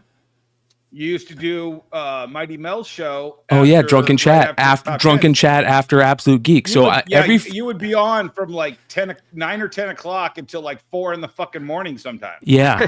I'd do 3 shows every Friday night, man. It was crazy. It was fun. This is the thing. I've done 3 shows on Friday. It's a lot. It actually is a lot of fun, because I start nearing, then I do the Hot 10, and then I do Drunken Chat. Yeah. And I call it the hat trick. Yeah, this is our fucking hobby. It's fun to do. I enjoy it. Yeah. We have a good time doing it. And it's you build fun. Friends for life, Yes. Yeah. Yep. So anyways, that was the beginning of McClay. Well, that being said, Flipside started to go south. At that time, right before it went south, it was going great. We brought over Kyle and Matt from Absolute Geek, and we said, hey, why don't you guys come over? Instead of doing a show on Absolute Geek on Friday night that gets, maybe 10 viewers max, come over. We already have a show that we're doing on Flipside on Saturday nights. We can rename it, and you guys can start being host on it. I'll do it with you. We'll get Marco to do it too. This is the time when Marco was over at Tales from Flipside. We were doing the Star Wars show, and everything was going great. We had just this huge content creation thing going during the pandemic. Well, unfortunately, this guy Matt spurgs out like he always does. He spurgs out and he self-sabotages himself, and he quits Flipside in this big blaze of glory, a big huff puff. And it was a bummer. I know Kyle thought it was a bummer because Kyle's friends with Matt, and he was like, "Oh, this kind of sucks." But so, anyways, we continued doing the show, and then some months go by. We kick Marco off Flipside because he's a fucking moron, and he made a guy quit collecting comics. So Marco goes over to Renovision, and at this time, Pete's kind of like buddies with us. He's doing shows on Flipside and Renovision. We're all good to go. Well, months go by. The Hot 10 show breakup or the Flipside breakup happens. I bring Modern Comic Mayhem with me, Kyle, Sam. At the point at which they started shilling for VHS tapes. Yes, yeah. So I start Beyond Wednesdays. That was 2 years ago, a few months ago, about a month ago, 2 years ago, and we started doing Modern Comic Mayhem on Saturday nights. That was the first show we did. It was me, Kyle, anybody that wanted to jump on, basically Hood, Yee, Sam, Richie. We just basically left Flipside and started doing it over here. Well, here's where everything gets interesting and we're all caught up. So Marco, who gets butthurt because we didn't want to bring him in on a big Jeffrey Albertson secret because he would blab to everybody and tell it. Steve Horn gets drunk and tells Marco the secret, and Marco gets all butthurt. The whole time he thought it was that Matt guy. It was funny. He thought it was the Matt the whole time. So Marco basically does what he does. I will say I was quite pissed when I found out about it myself. Well, I don't blame you. It was kind of shitty. I was ready to go out. I was like, okay, I got FBI friends. I got fucking cyber terrorist friends. Yeah. I can put them on there and solve this in a week. It's the whole reason Flipside broke up. It's the whole reason Flipside broke up. Yeah, so the hacker in one of those videos, that was me in a data center. Fucking telling on yourself, man. But in hindsight, it was a brilliant idea. And if it had implemented, if it would have been right and Nico didn't get mean, I was brought on too late, or we would have actually had some fire fucking variants to hand out at Baltimore. Yeah. And if I wasn't threatened to be banned from Baltimore. Yeah. It would have been really good, but somebody got really mean, and then that became the end of Flipside. And it's a bummer. It could have been really something. So anyways, Marco starts this fucking weird crusade, and he starts getting into Matt's ear. He kind of gets into Kyle's ear. He gets into all these guys' ear and starts saying, McClay's this, McClay's that, McClay's this. He gets into Pete's ear, McClay's this, McClay's that, and all the Flipside guys are this. And all of a sudden, Kyle leaves, and me and Kyle we're cool over this. It's been said. It's what it is. And Kyle leaves and goes and starts doing a show on Renovision. Well, after a couple weeks, me and Kyle, like real men do, we call each other and figure it out. Hey, what happened? Oh, I thought this. No, that's not true. Da da da. So we were cool. Well, I started getting all this weird shit happening around the time of the Hot 10 breakup. And anytime I would stick up for Stein and put something up, talking shit about Renovision and stuff, anybody who was positive in the comments section would get a message from four or five people. I'll name a couple of those people. Matt, Brucifer, Double O, and I think there was two more. And they would send people DMs saying, hey, you might like McClay, but did you know McClay did this? Did you know McClay did this? Oh, hold on. Night letters. Yeah. We talked about this on the industry show, Cancel Culture. Speaking of Kyle, hold on. Oh, no. Oh, my God. Since you're talking about me, I might as well just come on. Yeah. Bro, we got the band back together. Holy shit. I just have to tell you, I tell everyone, you have what I think is the funniest fucking joke in the history of fucking jokes. And without a doubt, the greatest cinematic villain of all time is the canopy of the gun and the canopy from Top Gun. That fucking thing killed Goose. It's the greatest. But the way you set it up on that night's show, if you could clip that for me someday, when you find that, I have to own that as a clip. I will. It's the funniest shit, bro. No, something. I laughed for 20 straight fucking minutes after you did that. So, anyways, and I only did it because Marco was so serious about that segment. I was like, I have to put something in that's just gonna rub Marco the wrong way out of shits and giggles. And I was like, I know this. He's just gonna be like, what the fuck? And that's when I fell in love with you, Kyle. So, anyways, that's kind of where we are, and I would get these weird things sent to me, and the whole time I'm talking to Kyle at this time, right?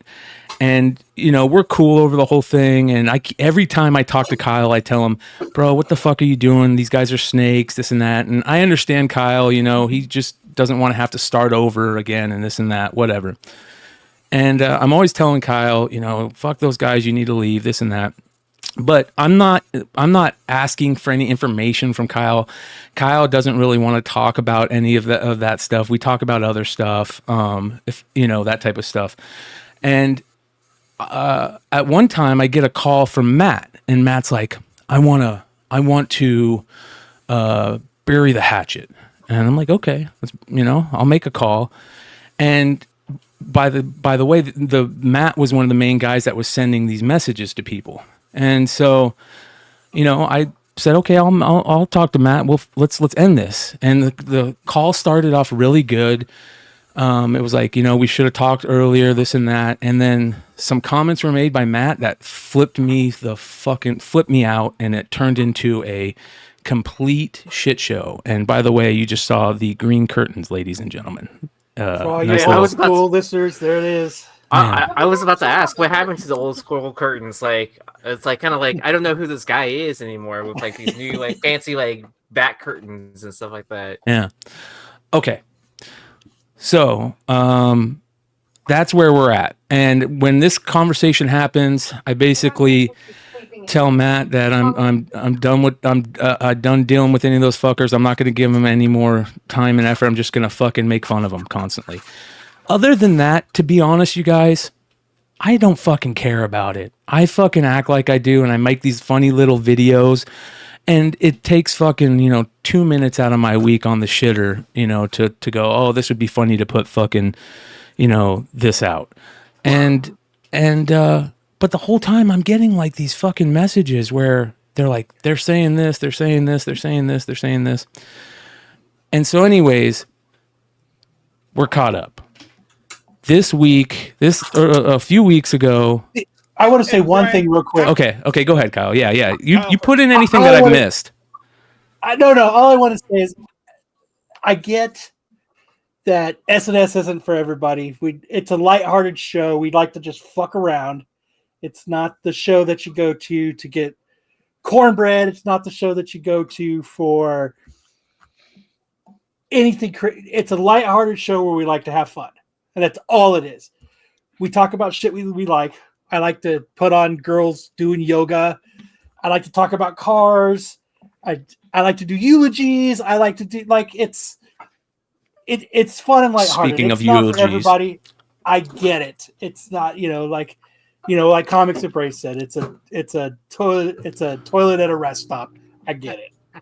And that's what it's always kind of been with you. Like that's any show that you're on always has that feel to it of just pure humor, right? That's all it's always been. There's always been really. Bryan, can you give us a time frame? When did all of that shit go down? Like a year ago? No, It'll probably be 2 years off. Yeah, like all the flip side stuff and everything. It'll be about 2 years, like July, August. Yeah, okay, and then the Renovision stuff happened about a year ago now. It's so far in your rearview mirror that you don't give a shit anymore. Yeah. For the most part, I wanted to set up. Yeah, and So, anyways, I talk to Kyle all the time still. He's probably the only person at Renovision that I've talked to. I talked to Hartman, but Hartman got kicked off of Renovision a while ago. And I think that for the most part, other than Sam, the majority of people over there are cowards, and that's just the way it is. So, anyways, now we're up to a few weeks ago.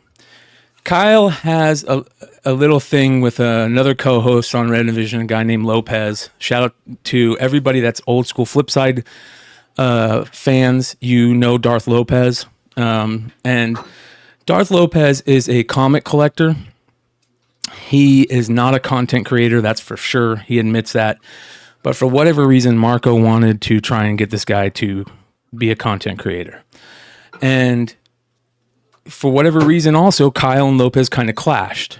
And Lopez left the show. Matt begged for Lopez to come back on. And tell me if I'm wrong about anything, Kyle. No, let me know. Yeah, go. Yeah, okay. That's it. He left the show, and then he came back. And yes, Matt wanted to come back. Him and Matt are friends, and I get it. Like, hey, the guy changed. Hey, he's changed. He should come on. And honestly, I was like, no. I don't think it's a good idea. I don't think he's what we need on SNS. Like, I didn't agree with it. But like I said, Matt is my friend. And when we make SNS, he has a big input into us, building the show. So I was like, okay, we'll give him a chance. I said, but I just want to let you know what's going to happen is something's going to piss him off and he's going to quit. And it's going to be a shit show. And I've got nothing against the guy personally. That's nothing against it. Like, I made air fresheners with his face on it. I made coffee mugs with his face on it. Like, I have nothing against the guy personally. I mean, if anybody, if you guys want Marco pins, like I made Marco pins, just like I made Sam pins. If anybody I'll take a Sam pin. So anyway, so fucking awesome. But I have nothing against the dude. I never thought he was a very good content creator, and I get it. He's busy with work. He's busy with family. He's not a computer savvy guy. I get it. Yeah. So I was like, okay, let him on. And, I even told him, man, I'll help you build slides. You got something you want to talk about. I'll help you. I'll help you build it. I'll help you make slides. I'll do anything I can to help you. And I never had a problem with helping him. And yeah, so what, I never had a problem helping. Like, even if Marco put him on the show just as a stepping stone to do another show on Renovision, that's fine. I don't give a shit. He wants. You're to just come there out to have fun because it's your hobby. Yeah.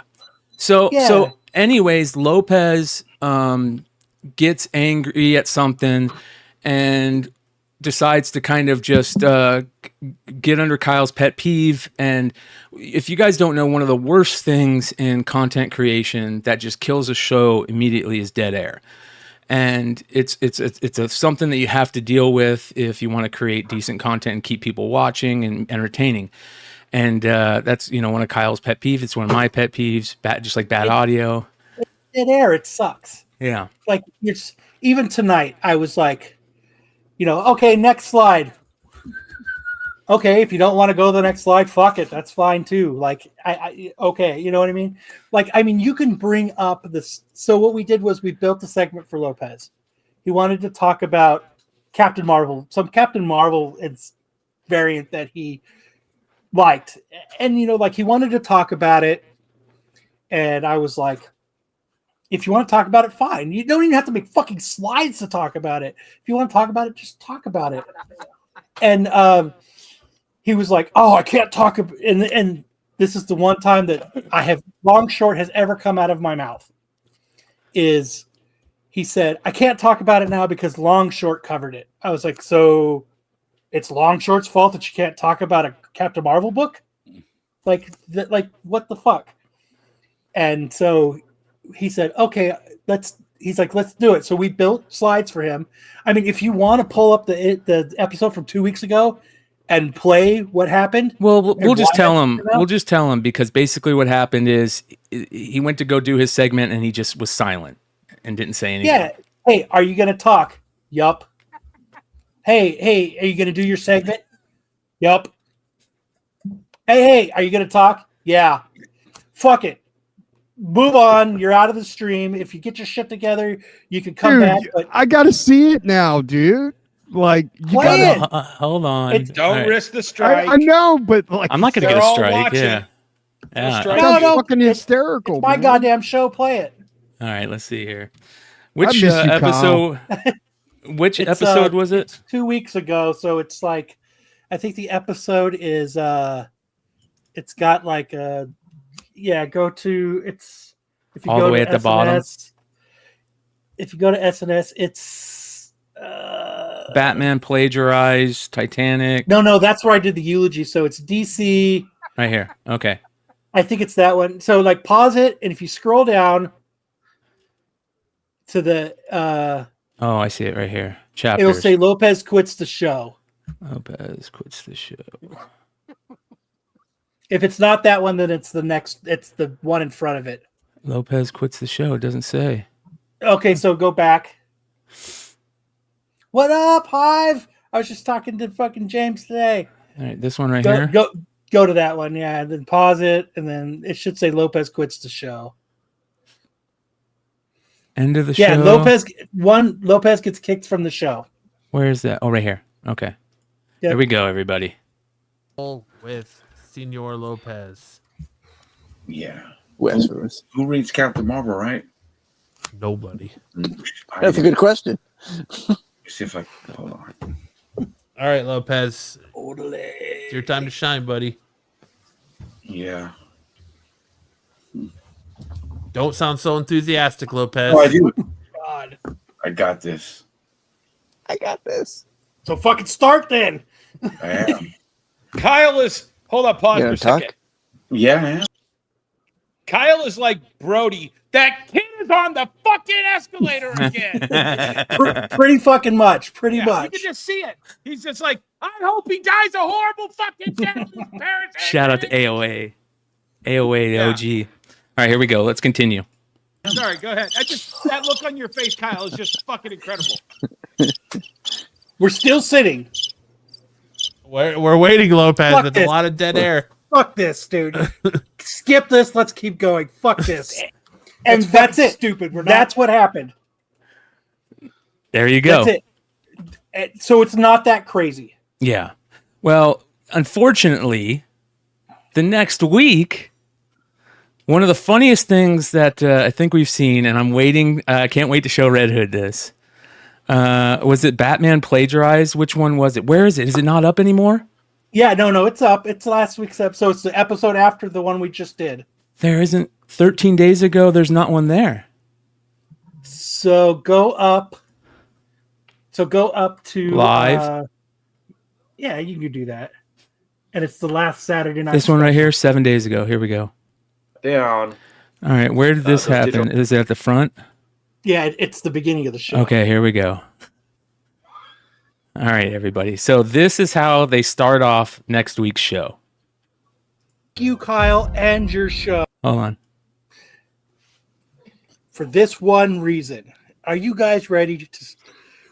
We have a memorial that we need to start the show with. Are you ready to get into it? I'm ready. Are you ready to eulogize this person? I am. I'm ready for the eulogy.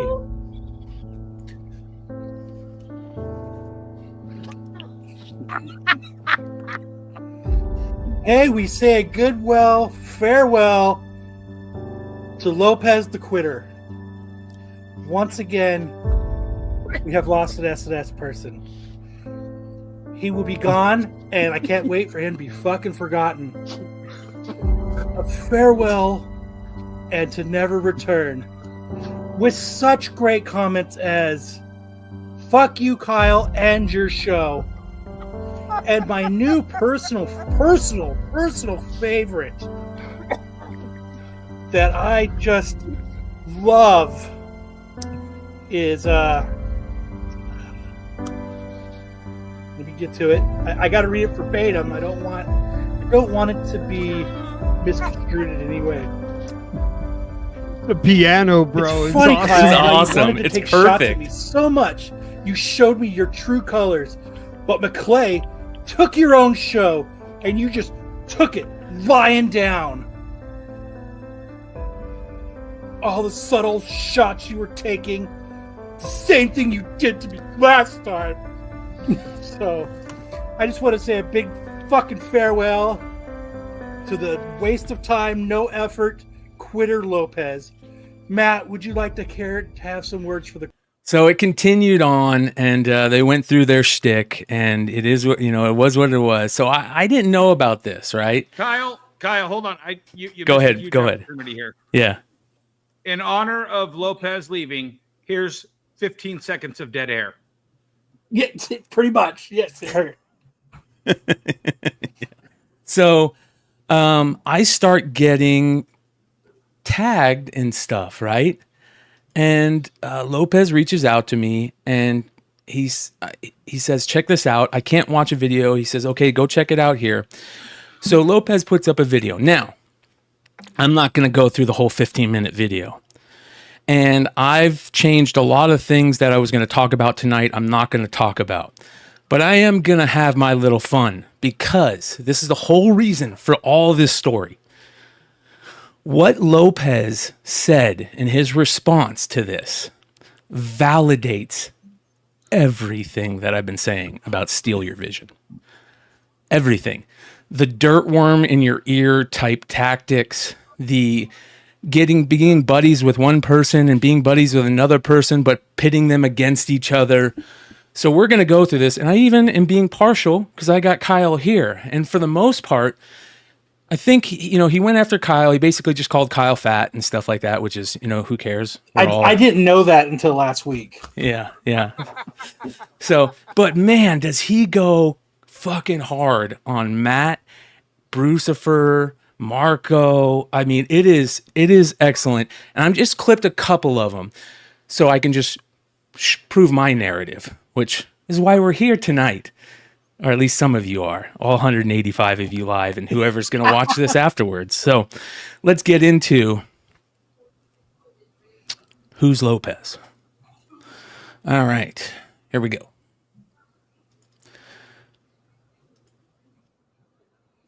All right.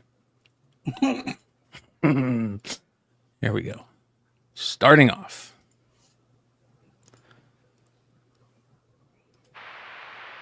Matt, Allward, you chump. I thought we developed a friendship, but I guess not. Marco was right about both of you, Matt and Kyle. You guys are goofy. He's right. Yes, we are goofy. So that is one of my main points that I wanted to show that. Marco is right about you, Matt, you and Kyle. You guys are goofy.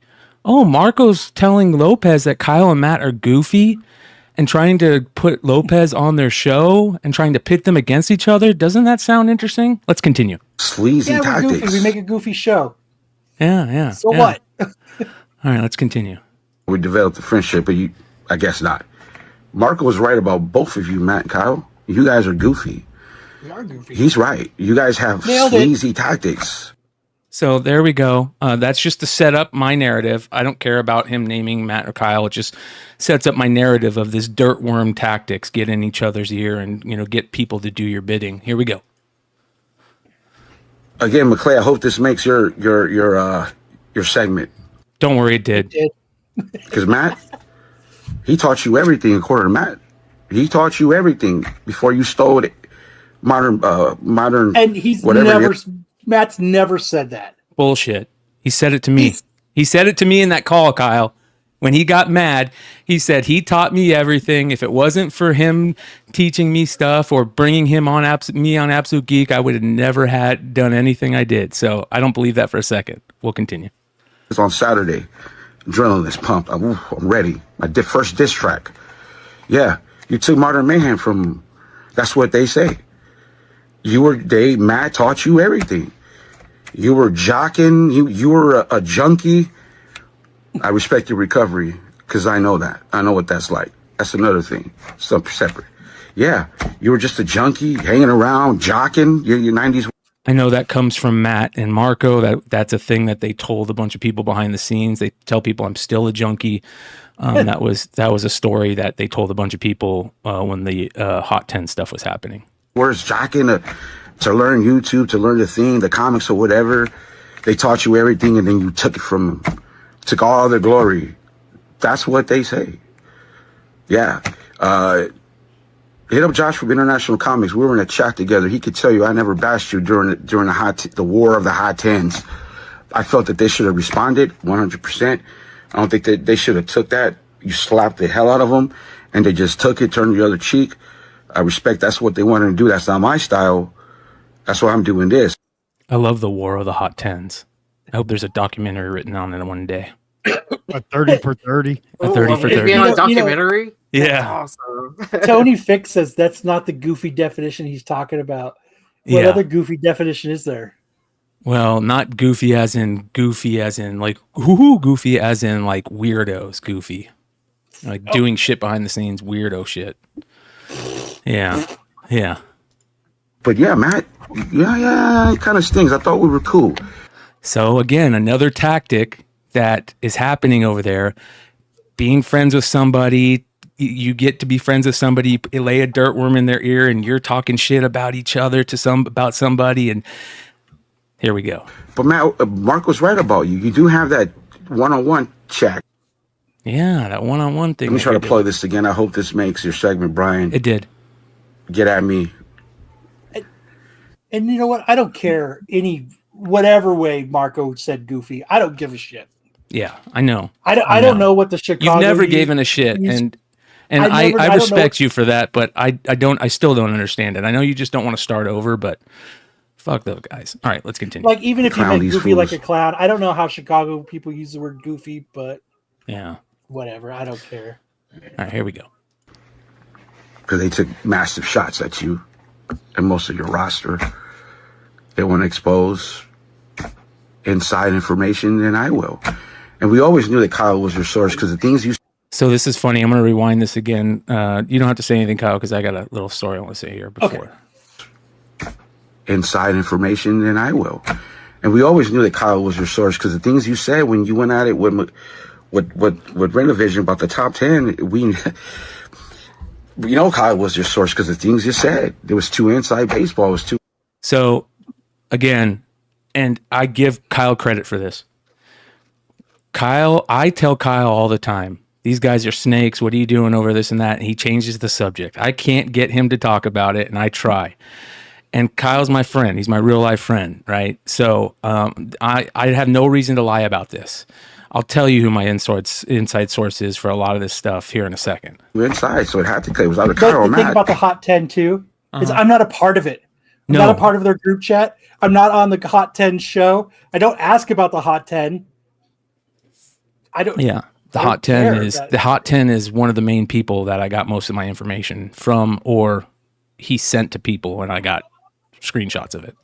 It was too inside baseball. It was too inside, so it had to play. It was either Kyle or Matt. Ding, ding, ding, ding, and ding. For what I understand, you don't like Matt, so it was Kyle. Ding, ding, ding, ding, ding. Both Not sides. Kyle, but I don't like Matt. Hypocrite. Well, over here crying that you took it, everything he built, Modern Mayhem, him and Matt, and I'm Marco. And Marco, see? Matt and Marco. Those Matt and Marco in there. And you took it. You pushed him out of his own show. He just said that 2 weeks ago. I got more receipts, so I'm just trying to, I got to retaliate. I had to. I understand. That's what I get. And I say it all the time. None of us are perfect. We all get shots taken at us. Because you did with the eulogy, but that's okay. You felt a little way, and it wasn't that bad. But like, I kicked him from the stream. Oh well. Yeah. He quit. He quit. There's nothing that I said that he didn't say himself. Yeah. Again, McClay, I hope this makes your segment. It did. Yeah. I should have never went back, bro. But Marco asked me to. So again, let's replay this. Again, McClay, I hope this makes your segment. It did. I should have never went back, bro. But Marco asked me to. That is the truth.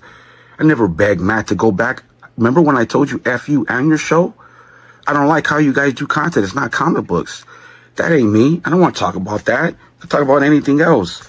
I'm not saying I'm good at it, because I don't think I am. It's why I didn't commit to it. It's not me. I got a family. I got to do other stuff to worry about than trying to be somebody special or sounds cool on YouTube. Nah. That's why I never showed my face when I came back, because I didn't want to be. Marco asked me. He don't ask me for nothing. He asked me no favor. That's my friend. He asked me. Again, Marco setting these things up is very weird. Kyle needs help. He's running everybody off. Kyle needs help. Marco telling Lopez that Kyle needs help and that Kyle's running everybody off. I don't run anybody off. No, you don't. I don't think you do. Hartman left the show because of Lopez. And Hartman's in the chat, I think. And He Matt. is in the chat. And Brucifer left because I played a video that he found that wasn't. That said the N-word in it a bunch. It said the N-word in it, but it was a chick that got stood up after a date that because she had it's like $65 in oysters. It was a TV show where she was saying it. I saw that one. Yeah, that was a crazy. That was a funny scene. So, anyways, here we go. Let's continue. Not you. Yeah, let's continue. That's why I never showed my face when I came back, because I didn't want to be. Marco asked me. He don't ask me for nothing. He asked me no favor. That's my friend. He asked me. Kyle needs help. He's running everybody off. Bruce don't want to go on. Sam, she ran Sam off. Blah, blah, blah. Just might cause friction with me, Marco. But at this point, Marco, I know you're my friend, but at this point, dude, it's whatever. And this is funny. Whoever this Bry J is guy, it's funny. He's awesome. He's in our chat every week. He's awesome. If all this is true, Marco is diabolical low. No, Marco's just a fucking coward. That's it. Let's continue. I mean, hey, you could think Lopez is good. It's all good. Like, we didn't see eye to eye. It's fine. I don't really care. Yeah. You shit on everybody, dude. Everybody. You and Matt. Everybody. You shit on Brian McClay. He stole your stuff. He's a junkie.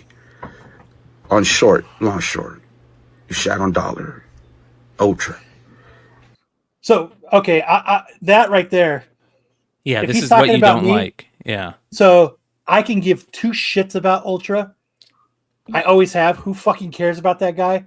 Long short, I don't even know the guy. I already said the one thing I said about him. Richie, I've talked to Richie.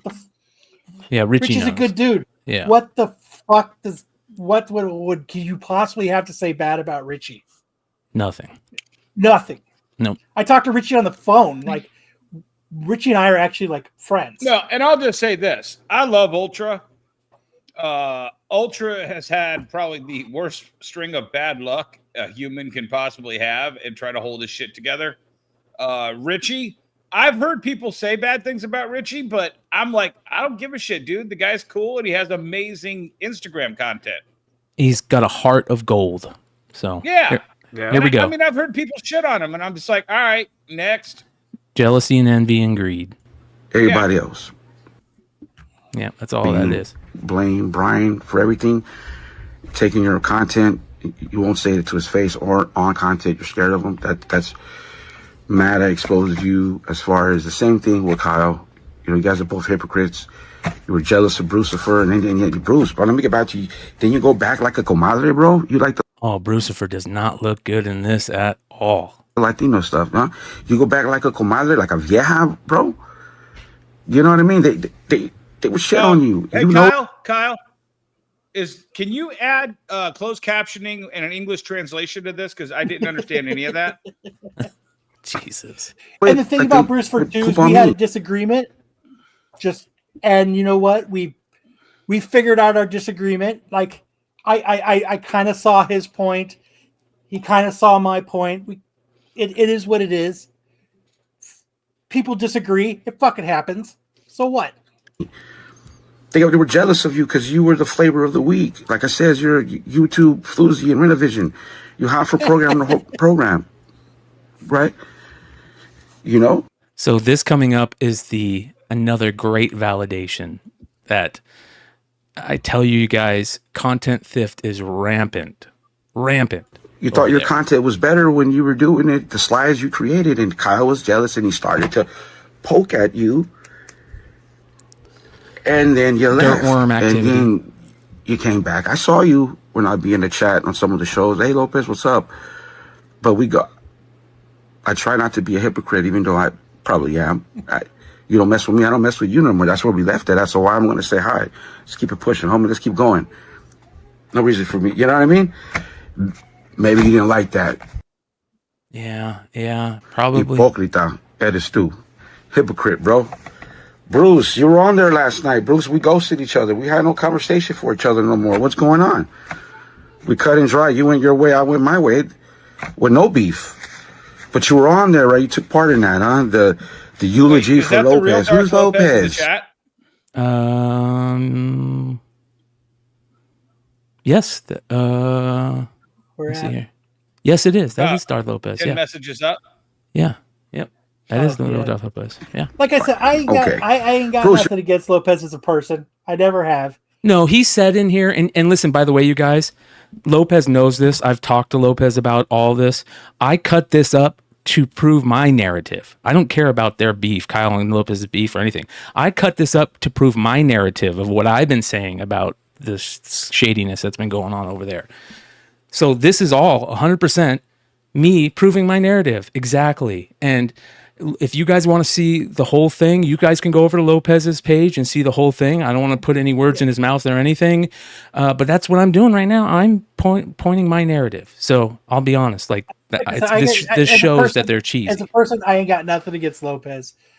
Yes, we didn't see eye to eye. I didn't think he was good for SNS. I expect people to help. And he couldn't for whatever reason. He didn't want to. I don't fucking care why. Yeah. You know, it's fine. Bri J says, at Bryan, who do you have the biggest problem with? It's very obvious. Pete, Marco, Matt, Brucifer, Double O, all the people who were sending messages behind the scenes to people that were my friends. They were this is the type of things they were telling them behind the scenes.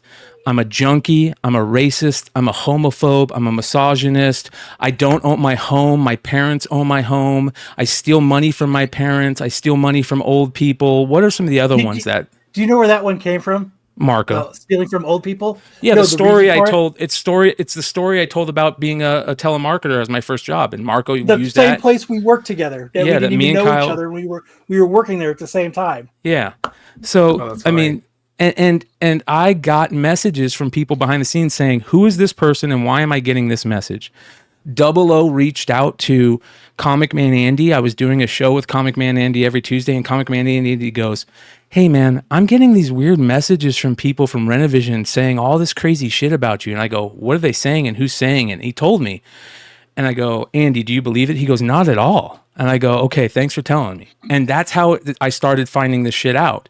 And I'm going to call it out, and that's what I'm going to do, you know? It's exactly like Ethan said happened with him and happened with all and on a smaller level, on a YouTube a 40-year-old baby level. Yeah. Right. Yeah. It's all the same tactics. They use all the same tactics. They give night letters. "Oh, you're really good. I don't want you getting taken down with this scumbag that you're hanging out with. Oh, it would be horrible if your show got ruined because you had an association with this person." You know, it's all the same bullshit. Fuck it all. Yep.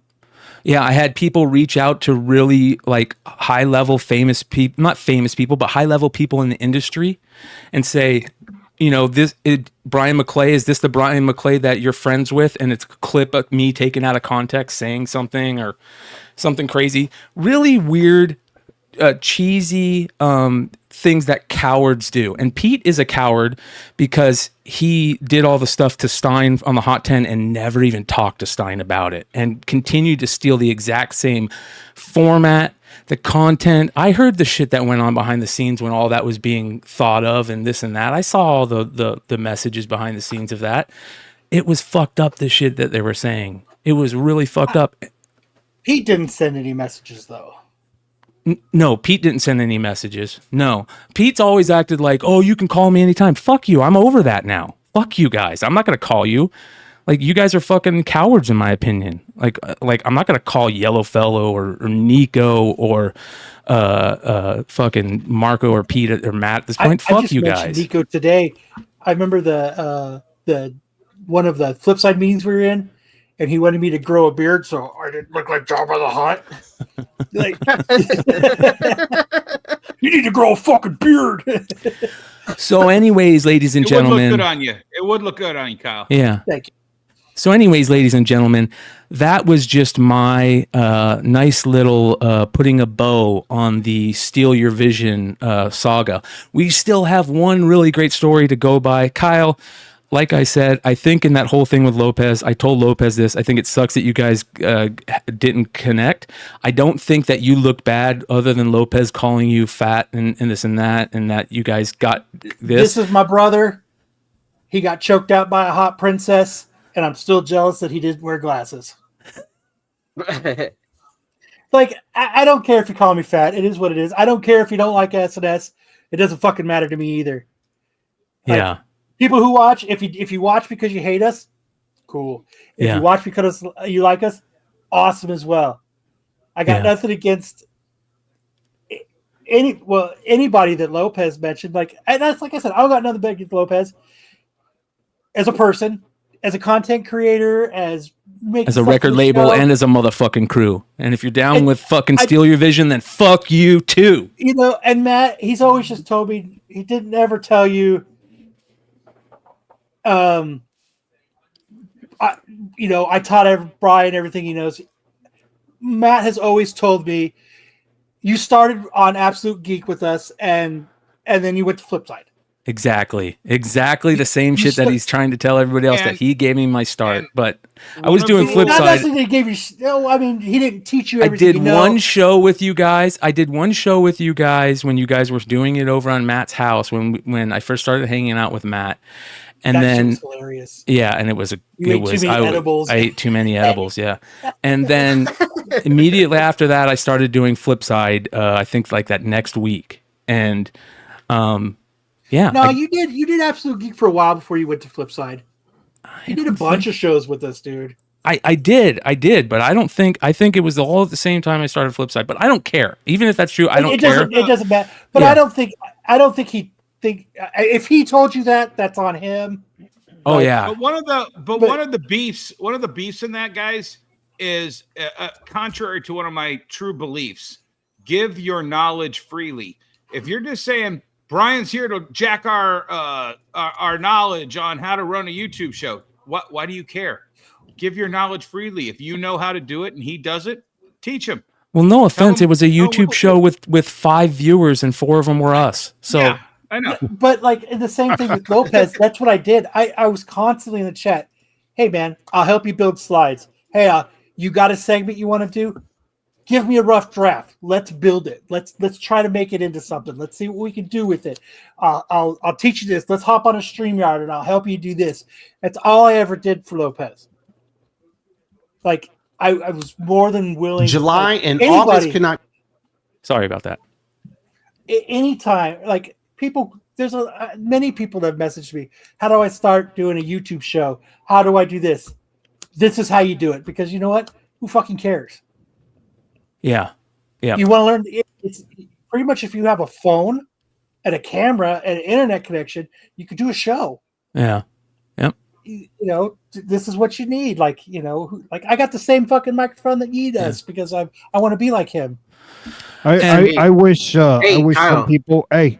I wish some people would start shit with me. Kyle, I'm gonna be in Arizona in You July. know what I'm saying? Hit me up. I wish some people would start some shit with me because it'd be over in like 5 minutes. Yeah. I like that, Hood. Like you're itching.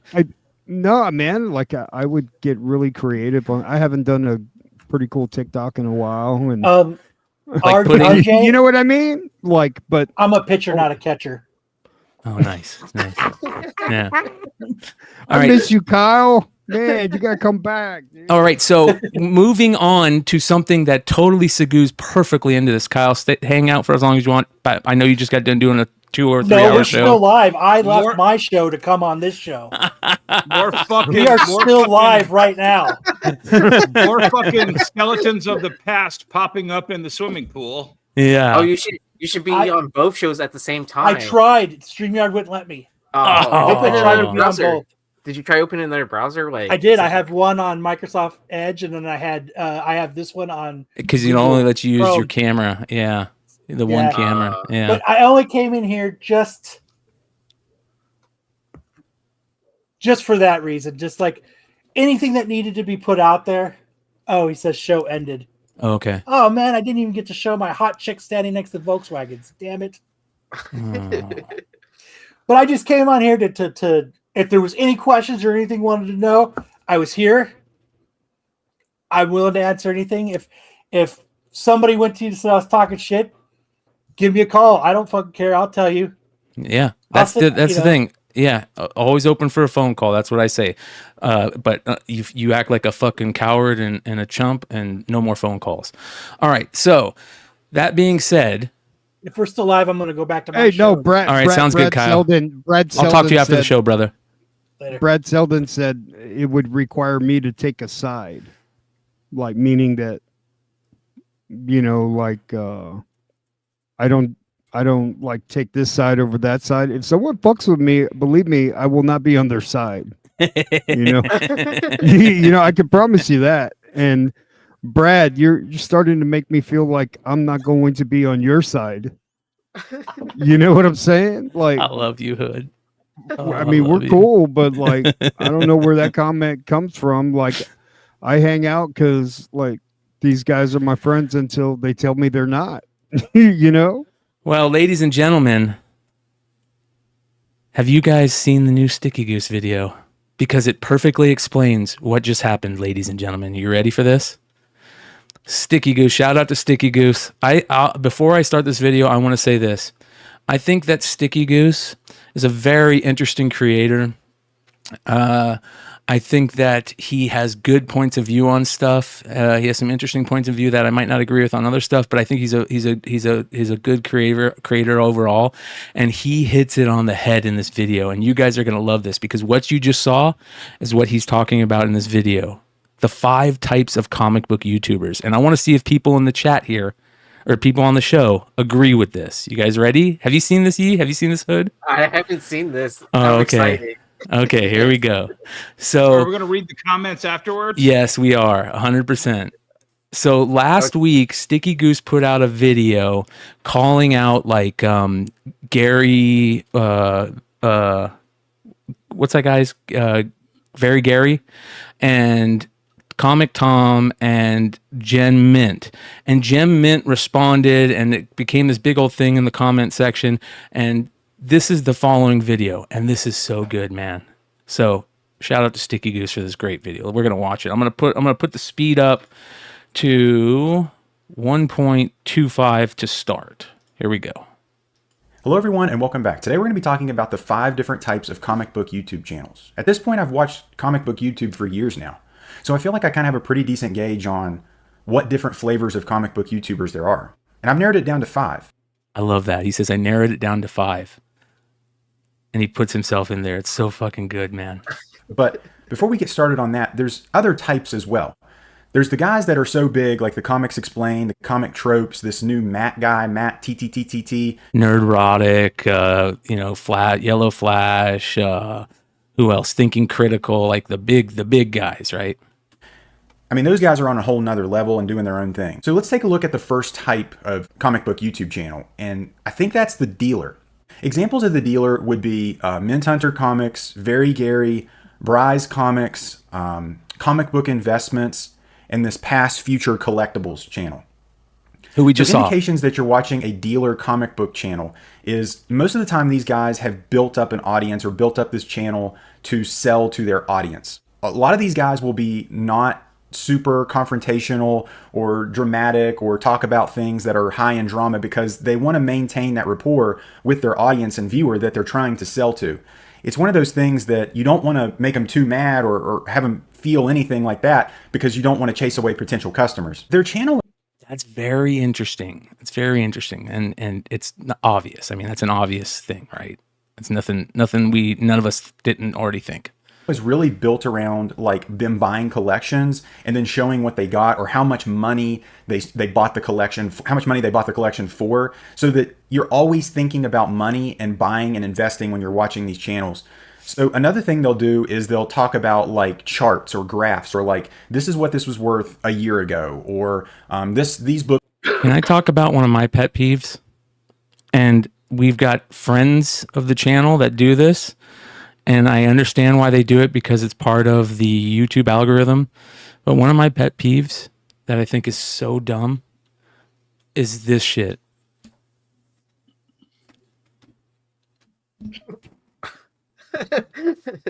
That shit, you will never see me do that in a YouTube thumbnail.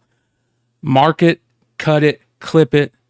You will never see me do that in a YouTube thumbnail. And there's for one reason. And I'm not going to tell you that reason because I don't want you to start doing it to other people. Let's continue on.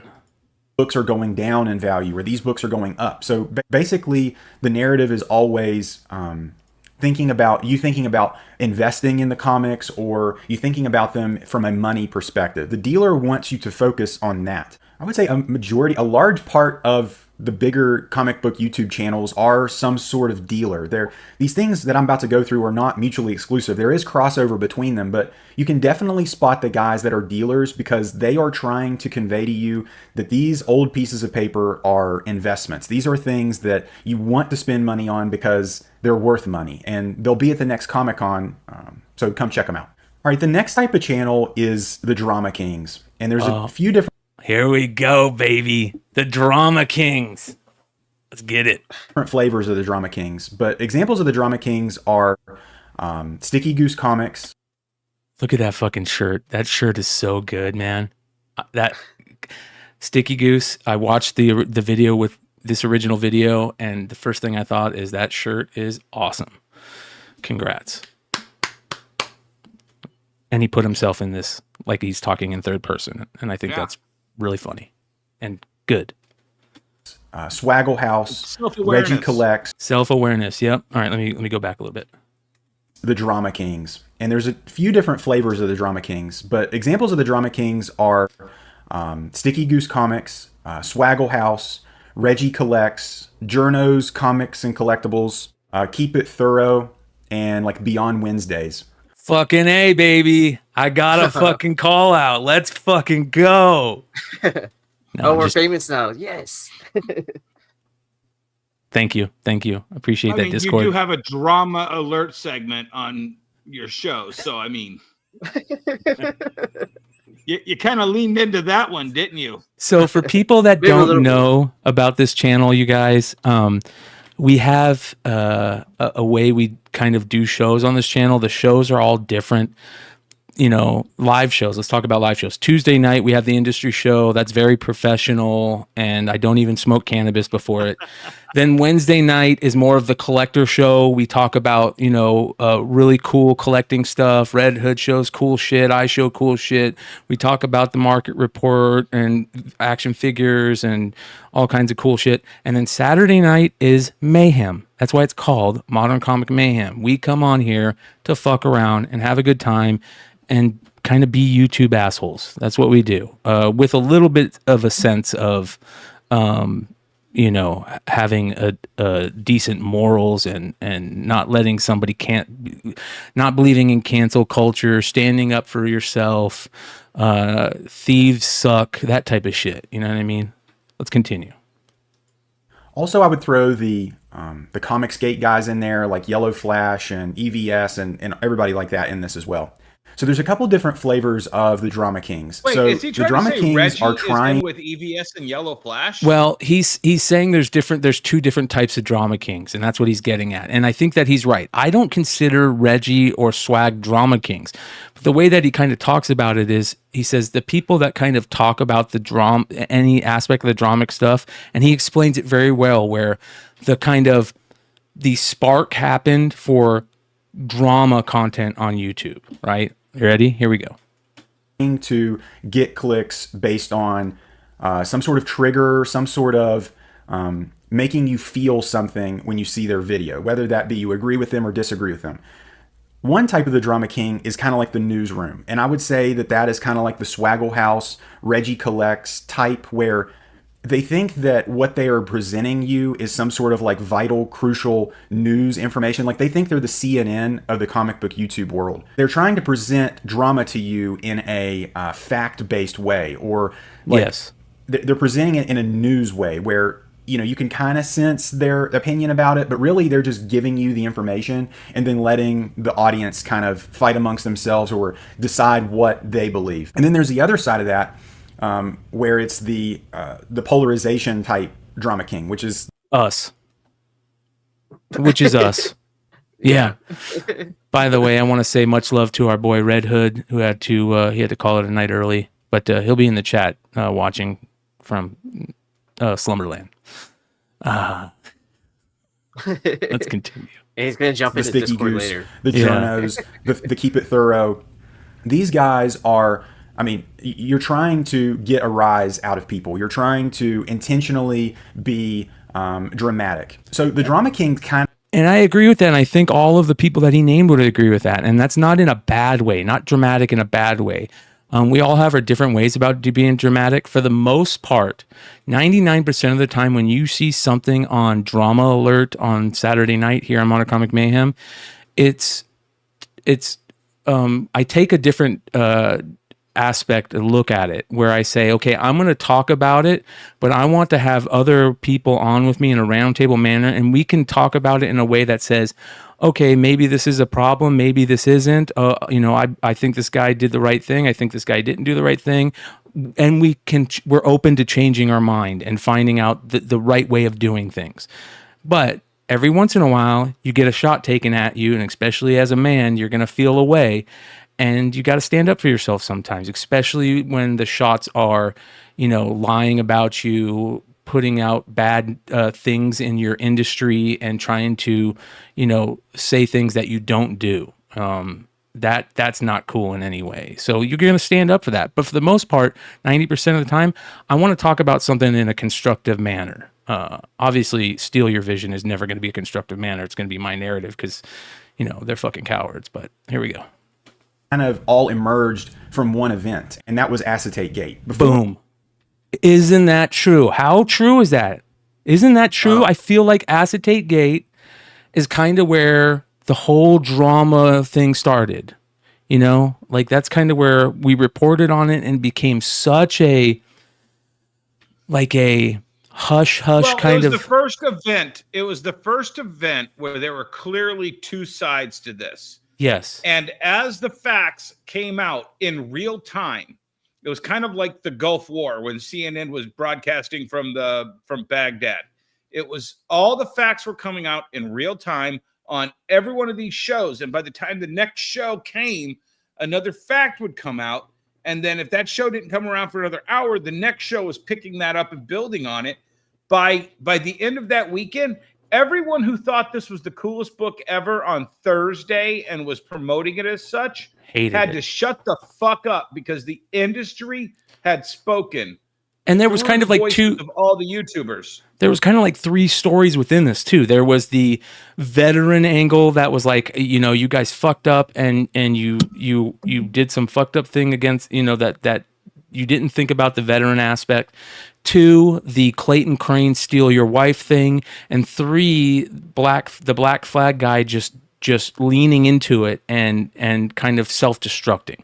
We saw that happen, and also then we saw an immediate like change. Marvel sent out things saying, this is what the contracts say for now, and they're like, we're not going to have this happen again. And I think that this was the beginning of the kind of drama angle on YouTube content for comics. Well, this was when YouTube drama queens, or whatever he calls you guys, figured out their voice and their power for the first time. And a real change happened from that. And I think to just kind of diminish that as, well, this is one side or the other, man, that was a touchstone moment on the YouTube comic verse. Yes. Yeah. Oh, yeah. In a and big we wouldn't way. have half of these other scandals being shown to light if it weren't for that. Well, here's what it also did. It put Whatnot in a bad atmosphere, not due to anything that they did. It was just because all the people that got caught up in it were Whatnot darlings, you know, and they were selling them on Whatnot. Right, exactly. And that was also Influencer Gate. Yes, Influencer Gate. Yep. That is actually the beginning of it. And then we started looking into what were these influencers in line to get. And then we're like, oh, it's this book. And then by the time it hit that night, all of these different scandals kind of culminated in what is this thing that everyone's buying? And that's when, I don't know if you remember, but I bought a acetate cover Batman book, and I started putting extra staples in it, and I drew on it and then sold it the next day on Whatnot as a total, like, this is fucking retarded. Why are you guys doing this? And, you know, it was like a crescendo of just the industry, every one of these different levels, all 5 of those little things that he was spelling out, all had to address it. And as the popular opinion was coming out, this is wrong, they all had to start tweaking their opinions of it. Yeah, and that takes us right back to what's going on that we talked about to start the show. CGC Gate. Well, not only that, the Whatnot Con that's going on right now with certain special influencers getting the ability to buy some found Invincible books, right? Not reprinted or anything. Hold on. But Did I get my invitation? Did you? I don't think I got it. I missed a call too, or email, or whatever. Yeah. So, I mean, you know, this is what you get. You get this, and no shade on Collector's Choice Comics. I just saw that they were, you know, talking about it. Maybe they were one of the people that got 100 copies. Who knows? We know that Yellowfellow, we don't know that he got 300 copies, but the word on the street is that he might have got 300 sets of these. So okay, what is I mean, you guys already tackled this today, and I missed it because I was busy before I came on the show. Okay. So, have you covered all this, or am I? Well, I covered it, but I want to tell you what you didn't hear. Okay, so basically, word came out from a bunch of people that Whatnot during this Whatnot Con was doing what they normally do. This has been known for a while, that whenever Whatnot puts on these selling events to try and spur action on the site, they'll send packs of books. They used to be called the Jack Packs back in the day, and they would send boxes of books to you for free to sell during that event, and then you keep all the money. And they're usually, you know, the Invincible variants that we're talking about, you know, Good Boy variants, whatever variants they were working on at the time. Some Hive variants that they some made Hive with stuff, yeah. Whoever they were working with at the time, they bought some books and with their promotional money, and they sent them out, right? And that's what they're doing this week. The same thing. They basically, but this time instead of buying new books, they've decided. Here's what they decided, and here's what is happening. So I contacted Jack Dennis, and I said, hey. I know you're not in a role where you pay much attention to shit like this, but I wanted to reach out to you out of respect. I've had a few peeps reach out to me, say that there was a bunch of sets of Whatnot Invincible variants sold to Whatnot sellers for the con this weekend. Did Whatnot get those books printed originally, or did they come to you already printed? Are these first or second prints, or just leftovers from the OG print? No worries if you don't know. And then he said, we did a private. He got back to me. He said, I said, no worries if you don't know. I get it. I still want to do my due diligence before talking about it in any way. And he said, this is what Jack said. We did a private sale to sellers on the app, clearing all inventory from the warehouse. including our last Invincibles. We will do this more in the future, as our goal is to move all inventory aside inside of 90 days for accounting purposes. We only ever released Invincible in waves, so we had about 10 to 20% of the original run still in stock and a higher percent but lower total number of gold foils in stock. We did not reprint, they were original prints. So, they were sitting in the warehouse. So the person we have the person I'd really like to talk to is Big Clutch on this. Well, because the first one, he was in charge of making, and he was the first one that got to do the lottery. Remember, he had the pick a number lottery, and we were spending I want to say $400 a square for those squares because we were told certain print runs. Well, this is an estimated print run of. There's only 100 of the gold foil, and there's only 200 of the bloody, and I can't remember the exact numbers that we were all told, but we were all parroting those. They told us those numbers so that when we were selling them, so if 100 of these pop up, that's bullshit. I don't know if it's bullshit. I kind of look at it like, I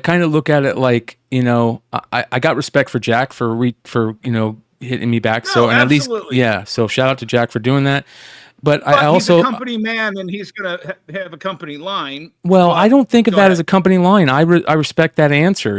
They didn't sell them all. They didn't not sell them all. Sorry, they didn't give them all away, which is what they were supposedly doing with these books. I believe.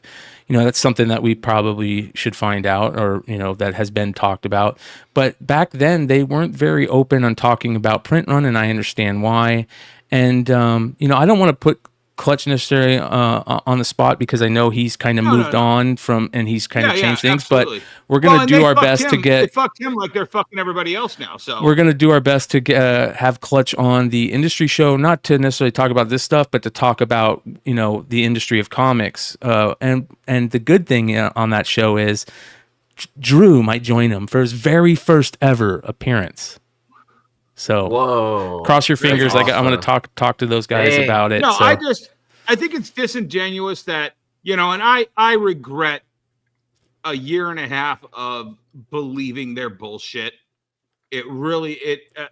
I'm usually pretty good at suspecting a con, and that one just, it felt like they were doing everything right from a certain standpoint. And I hold the record for the highest total on either this one or the gold foil. I sold a 9.8 for $1,500 on that gold foil. Yeah, I remember you had one of those graded and out quickly. Yeah. Yeah. Yeah, and that like to what Jesse and I talk about. That's on me. That's not on Whatnot. That's not on Invincible. That's not on Robert Kirkman. That's not on Clutch. I'm the one who sold this limited edition of 100 or 150 or whatever we were told. I'm the one that sold that for $1,500. I can't find that guy. Yeah. Say I'm sorry. So back to Sticky Goose's video. Let's continue this. Back where we left off with Acetate Gate. Before that, there was not this other type of Drama King. Basically, people were just kind of showing off their comics or what they bought. But then after Acetate Gate, he uses Swag's photo for this. But Swag's doing the thing. Yep. The flood doors open.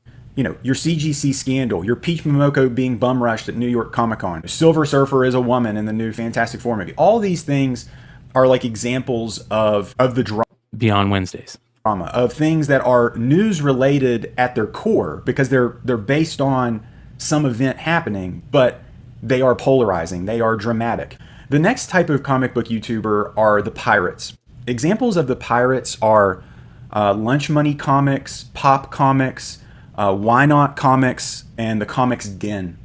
These guys are predominantly going out on hunts. So the big chunk of their videos are, they're going out into the wild, they're trying to find comic books, and then they're bringing them back and showing you the treasures they found. They're pirates. The pirates run a very slippery slope when it comes to showing what they have. So in the case of like a Lunch Money Comics, he's perceived very well by the community. He's perceived very well by... I don't know. I don't follow any of the pirates content.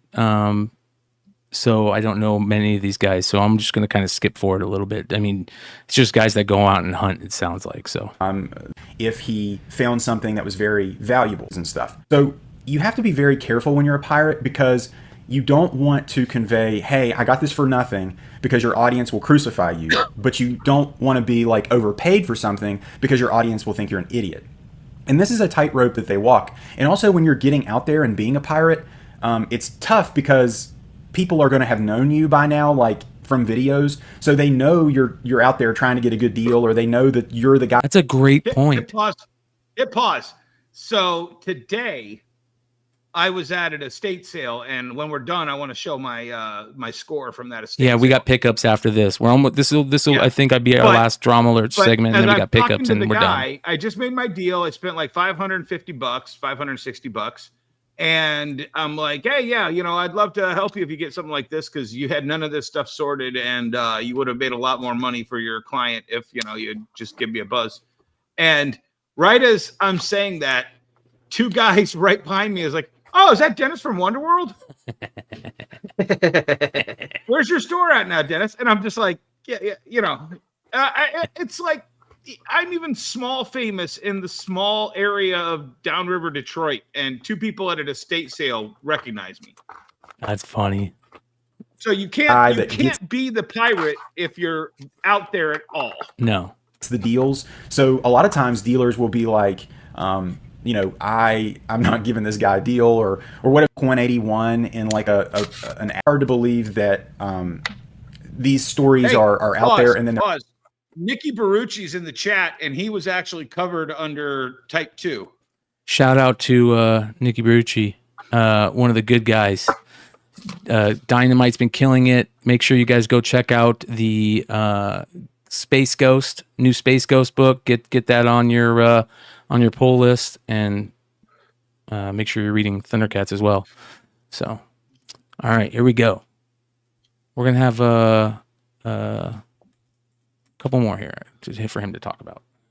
They're caught on camera miraculously. The next type of comic book YouTuber is the new comic book day guy. So examples of the new comic book day guy are Comics with Bueller, Economics in Comics, Pop Culture Philosophers, and Sick. Comic Book Corner 2.0.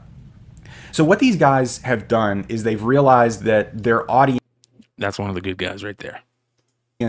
...only wants to see new comic book day videos. So a lot of these guys will just be making like one video a week on Wednesday or Tuesday, basically showing what the new comic book day books are, or the ones that they got. So the new comic book day guys are really not abrasive. Like, their only controversial takes are their potential review of the book.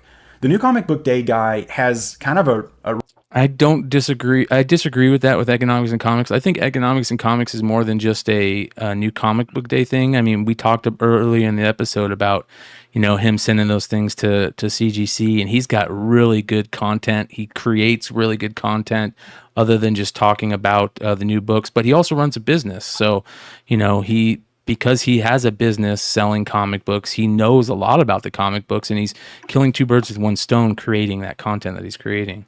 Rough road to hoe, because you're reading stuff that you might not actually like, but you have to pretend like you like it, or you have to have some sort of hot take on it. It's not a great way to live, because you're just reading a lot of trash every week. The new comic...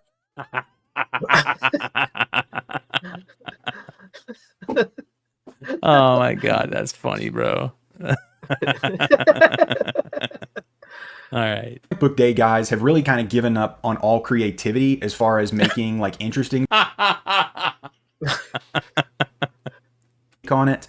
it's not a great way to live because you're just reading a lot of trash every week. The new comic book day guys have really kind of given up on all creativity as far as making like interesting videos, because they realize that, you know, it's like I can make a new comic book day video and I get, you know, my 3,000, 4,000 views or whatever it is, and then that's, you know, that's me for the week. But I think they're really trying to work with a comic shop where they are trying to kind of like shill for them, where, you know, they're probably getting the new. It could have used a better word than shill. That's like Dennis using the word bottom feeder. I thought we weren't allowed to say that anymore. God damn it! I'm trying to forget about that. Comic book day books for free or some big discount in exchange for them shilling for some comic shop or some comic book site. The new comic book day guys really kind of. Do we have something to shill for you this week? So I'm just really took off in 2021 when people were, you know, going to their LCS and specking on things and, you know, getting a lot of new comics. And I think a lot of those channels have kind of plateaued because I think there's less and less people getting like new comic book day books. And the final type of comic book YouTuber is the big guys. So the big guys have kind of risen above everybody else. And these are examples. The examples are Jim Mint and Comic Tom. These guys have made YouTube their career. Everybody else is just kind of playing YouTuber while they go to their real job. Speaking of shitty thumbnail faces, examples are Jim Mint and Comic Tom. These guys have made they're going to regret their that career. Everybody else 10 years is just and people are kind of putting dicks in their playing YouTuber while they go to their real job. These guys have quit their real job and are making this a career. So there's a lot of things that come with that. Old Jim Mint hair. One of the biggest things is once you've clicked through the ad to watch their video, you will be hit with additional ads almost immediately for their that Spider-Man booth or organicpricebooks.com or the mystery mail call or whatever the case may be of what they're selling you in the video. A lot of the content the big guys make, like LeBron James said, these fat guys sitting on their couch bitching about is actually just more monetization inside the monetization you're watching. The big guys they're really kind of like a shell of what they once were, that what built their community up. Like the days of their original type of content where they were more real and more of why so many people were drawn to them are over. A lot of times these guys' egos will be massive. They think that they have some sort of power. This is the comment that Jim Mint left on his last video. It's crazy to look at your background and hear you talking shit about me, because over the comic book community, whether Sticky Goose's background looks just like Jim Mint's, right? It's all CGC comics, omnibuses, and statues. That be like market manipulation. So Sticky Goose pinned it. Or their ability to sway you into how you decorate your room or what comics you collect or what statues you buy. They think that they are the arbiter, like the end all be all of like why you are doing what you're doing if you're a. So here's some of the comments. I think here's the thing though. He missed one category. One category. Do you guys know what that category is? The fucking top 10 shows. Oh, yeah. Yep. The top 10 shows. Yep. Hot 10 shows. There's so many of them. He probably believes, honestly, he probably believes that Comic Tom is the only person that does the top 10 shows. Yeah, maybe. There's a lot of comments. See here. A lot of people putting in... a lot of people, smaller channels, putting in comments so they could get seen. Like you shill. But anyways, I don't think there was some comments that maybe had a bunch of replies. Here we go. With all due respect, brother, as someone who is regularly on Pulp Culture Philosopher's channel, obviously the weekly comic book review is a staple of Robbie's content, but far from all that channel does in terms of creativity. So it's a bunch of fans of other channels coming to argue. Yeah. And they guess what? But here's the thing. He put himself in the drama category. He created the video and called out all these people so that all of those people would then direct the ire at him. Oh, I think his video was great. He did a great video. And their fan base would all go to their fan. Did you hear what Sticky Goose is saying about you? Yeah. And no, that's what somebody said in here, that they had somebody reach out and say, hey, check it out. This was a good comment. It says here, Journal and Reggie haven't uploaded a video in a month. Not good, actually, new comics guys. Well, if you guys don't know, I think Reggie said he's going to focus more on his regular job, and rest in peace to Journal's dad. Journal lost his dad and went through some major family issues recently, and he kind of took a break. So shout out to Journal's Comics. So that was a good comment that people replied and said what was going on with them. That's cool. Well, did he even mention Thinking Critical? No. Any of those types? No, but I think he was talking about Thinking Critical as one of those first things that he talked about that like are just so big, that are they're like kind of like comic historian and comic book tropes and that type of shit. But I actually watched 2 hours of Thinking Critical today, and that show is still solid. I think they're wrong a lot of times, but they're talking about comics.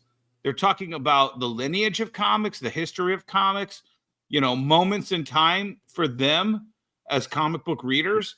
And I think he doesn't actually get, I think the one thing he's missing is people who love comics. Yeah. Yeah. He doesn't, he thinks they're all a shill in some way, shape, or form. I don't think he believes there's any purists. And to me, a purist doesn't have a wall of 9/8 and 9/6 to flex his dick. A purist, I rarely listen to your boy Zach anymore because he's, over the last year, I think he got way off the narrative. It was just all about his book. And I'm like, okay, I got it. He has been on a tear since Ed Piskor died. Yeah. And he talked today, or is today or yesterday, I just picked it up. It literally went right in after Thinking Critical. And he's talking about riding his bike 15 miles to buy comic books in 1988 and the books he bought that could never be done now. And like one book would lead to 2 books. And then the next 2 days from then, he would get 3 books. And, I'm sitting there and I'm like, this guy really loves comic books, and yeah, he's kind of a nutball when it comes to certain things. And he's kind of a shill when it comes to other things, but he started doing these videos because he loved comic books. And it was the thing that kind of brought him down. I'm looking at a psychological thing because, he's PTSD or whatever, from being in the Marines, and comic books gave him a leveling out while he was in the service. And when he comes out and then he starts seeing how comics were changing for his opinion, the worst, et cetera. He doesn't talk about the value. He doesn't talk about this, when Thinking Critical, I don't think I ever hear them talk about value, but what he got was all of these people who all have a conversation about value all the time. Yeah. For those that you guys don't know who, Comix or your boy Zach is, aka Richard C. Meyer, he has a YouTube channel called Comics Matter with your boy Zach. And, he kind of was instrumental in the whole beginning of Comicsgate. He probably was the main person. And he broke off. He broke off from him because he wanted to do something else. And then, Yeah, and he writes, he does comic books now, and he has another YouTube channel. When you hear me and Jesse talking to, and you, Brian, obviously, when you hear us talking to Brian Polito or Rob Liefeld or even Ethan Van Sciver, we segue into these topics about where did you pick up your first comic book? Oh, it's a spinny rack at this little store in this little town that I lived in. The year that I was, there's a love of comics that when I watch some of these other YouTubers that were on Sticky Goose's list, I think most of them were like, oh, I heard there was a really cool thing going on with comic books and they were worth money, so I started buying them. And you don't hear all of those pirates talking about their first comic book and why they love comic books. Yeah. It's all about. Yeah, you're right. I still have my first comic book. Yeah, that's what I love. And look how excited you are talking about it. Yeah. Like that's the type of thing that I love. All right, last comic book drama segment before Dennis has one to mention.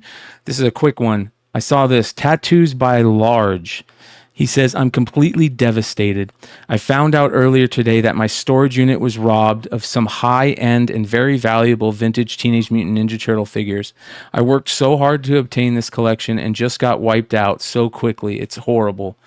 I know it may seem ridiculous about a 38-year-old man complaining about stolen toys, but these meant so much more than just that. If anyone finds out who or knows anything, please DM me. You will remain 100% anonymous. I'd love to get my hands on the person, people involved, and pay them a visit. Look at this. That is sad. 52 carded Ninja Turtle figures, including some of the toughest to find ones. Scratch down there, it looks like. Yep. Crazy. Man. Oh. That's a bummer.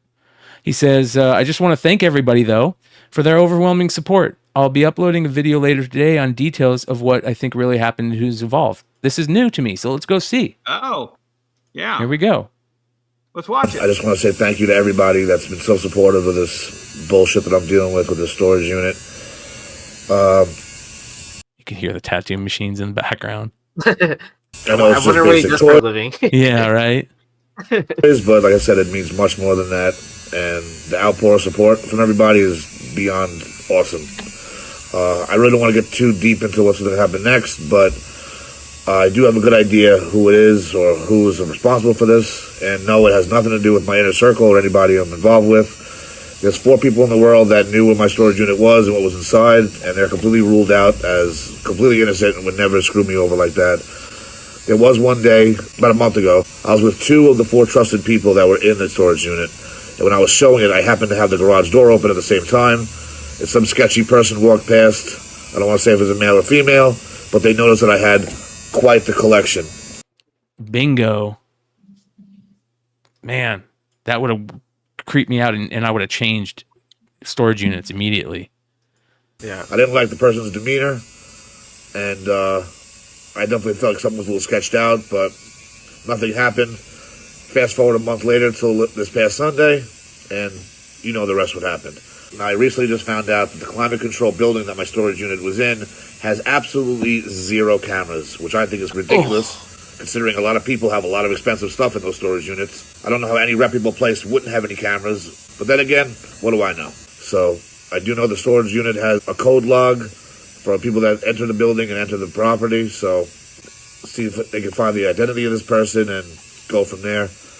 I appreciate everyone's information and everyone's suggestions, but it's definitely not my inner circle. I don't think it's an inside job.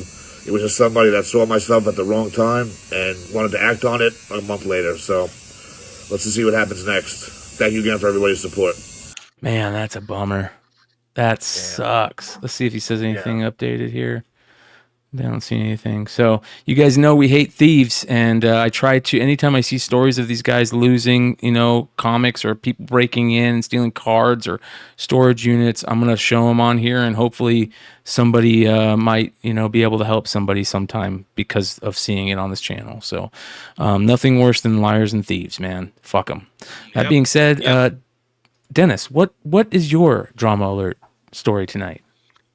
Well, I want to get into this more on the industry show, but so I don't order from Diamond anymore, but Free Comic Book Day is just too big of an opportunity to just, give stuff out to the community and kind of excite kids and adults with the love of comic books. And I mean, it's cheap enough, and I talk about it all the time. It's literally a loss leader that you have to participate in. Mm-hmm. So I placed an order through my buddy, and he's going to order them all anyway. And I was like, yeah, just tack on 20 of this, 50 of that, 100 of this, 200 of that, blah, blah, blah. And he's like, well, surprise. And I'm like, what? He goes, well, a couple weeks ago, Diamond announced they're going to do these new shipping terms, and everything's going to cost less. It's going to tap out at this price. Basically, okay, so let me roll it back a little bit. So for years, one of my biggest pet peeves is Diamond shipping, but also Diamond shipping costs.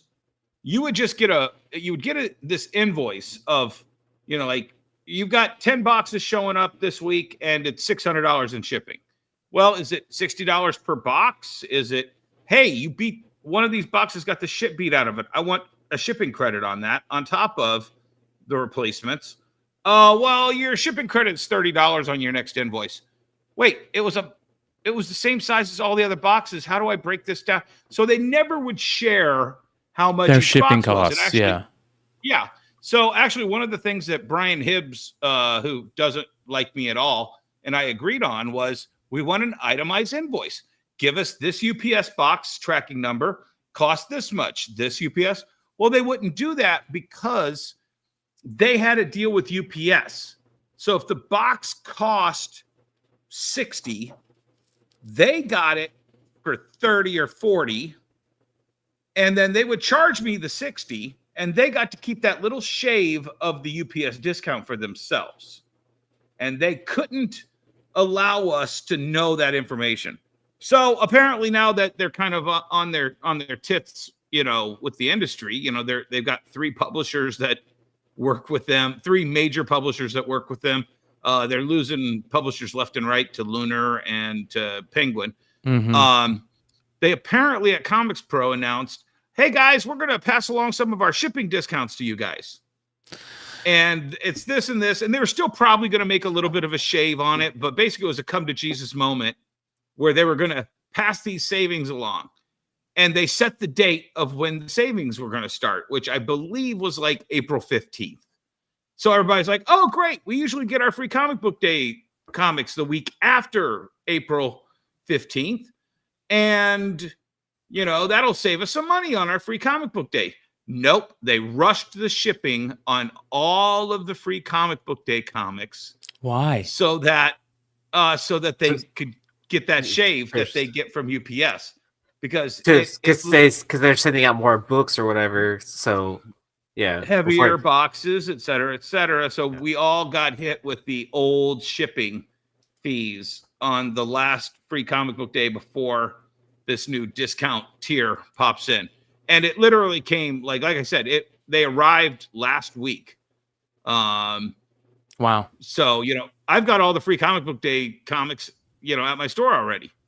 And it's just a matter of guys, every time you do something just a hair shady that, and of course, the longer the gap is, so like I said, it's a loss leader. So comic book stores spend $1,000, $2,000, some $5,000, and it's a big giant event. And, so that shipping is just an added cost to that.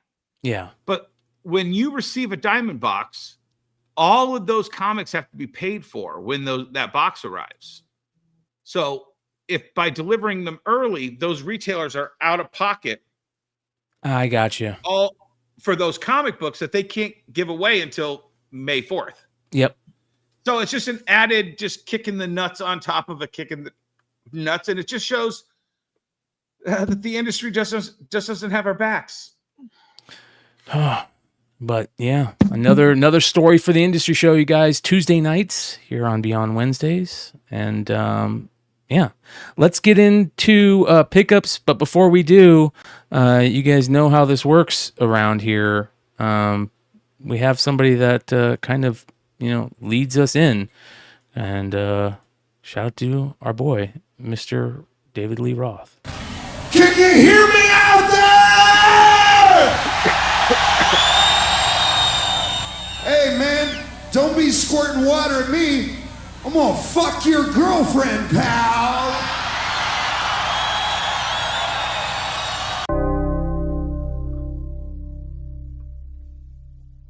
And that's fucking drama alert. I just want to say that on stage one day. I know, right? After a set. Yeah. That's so great, man. That's such a great moment in rock and roll history. All right, Yee, did you want to talk about that one pickup? Because maybe some of the people weren't here at the beginning of the show to see that amazing, great pickup that you got today. Let's go ahead and talk about that. So, today is Kobe Day, right? His anniversary, or, the 13th was his anniversary of his last game where he scored 60 points. So Nike dropped 3 different pairs of shoes and off their sneakers app. Well, there's a store near me that had a raffle for it, and I got to pick it up in hand today. So I got the the Kobe 8s, the Venice Beach prototypes. So nice. Yeah. So what are they selling for on the secondary? Are they already selling? Yeah. So people, you can buy them for pre-orders or whatever. From people that for like $280, I think. Right around there, like 260, 280. I figure I can ask a little bit more since I have them in hand. Oh yeah. So yeah, so if they don't sell within this week or whatever, I'm just gonna keep them. Yeah. I mean, I wanted a pair anyways. So, and it's always impossible to get a sneakers drop, right? Yeah.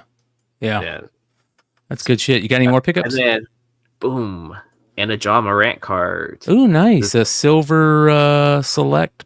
What is it? Yeah, lucky envelope rookie. Nice. Yeah, so it's a courtside lucky envelope. So if you don't know about the lucky envelopes, it's only 2 cards, and they're all numbered to 8. So for the price of like what I would take a gamble to try to like pull this or Ant-Man or LaMelo rookie or something like that, like just buy the card. It was really cheap. It was like, that's a good question in the chat there, John Horn. Do you buy your size or just what you can get?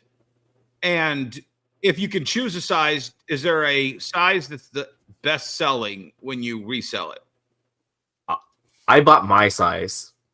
I just went in for my size because they let you pick your size first. Yeah, so so for this raffle that I did at the store that's like local, it kind of works like what the sneaker apps does too, right? Where you put in for your size and then what model of shoe you want, because they also have the Italian camo, but they didn't have the Phillies red, white, and blue. Prototype 4s or something like that. Derek Neiman says, McClay, are you crushed the Coyotes are leaving Phoenix to Salt Lake City? Yes, I'm absolutely devastated. I'm a huge fan. Dad is a huge both Coyotes fan. Yeah, both me and my dad are huge Coyotes fans, or just huge hockey fans in general. I go and watch Coyotes games with my dad every home game or every game that we can watch them when they're on the local channel. And I am very angry, and I'll be honest, it almost makes me want to walk away from hockey. I mean, it feels really shitty.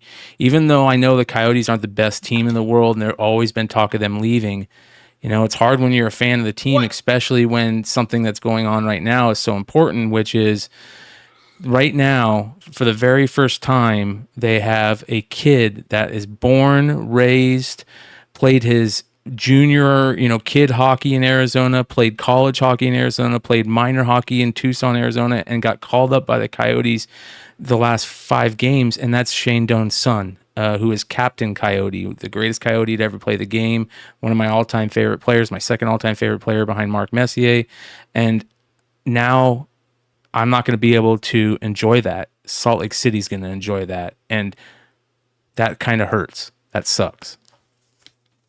So it's a bummer.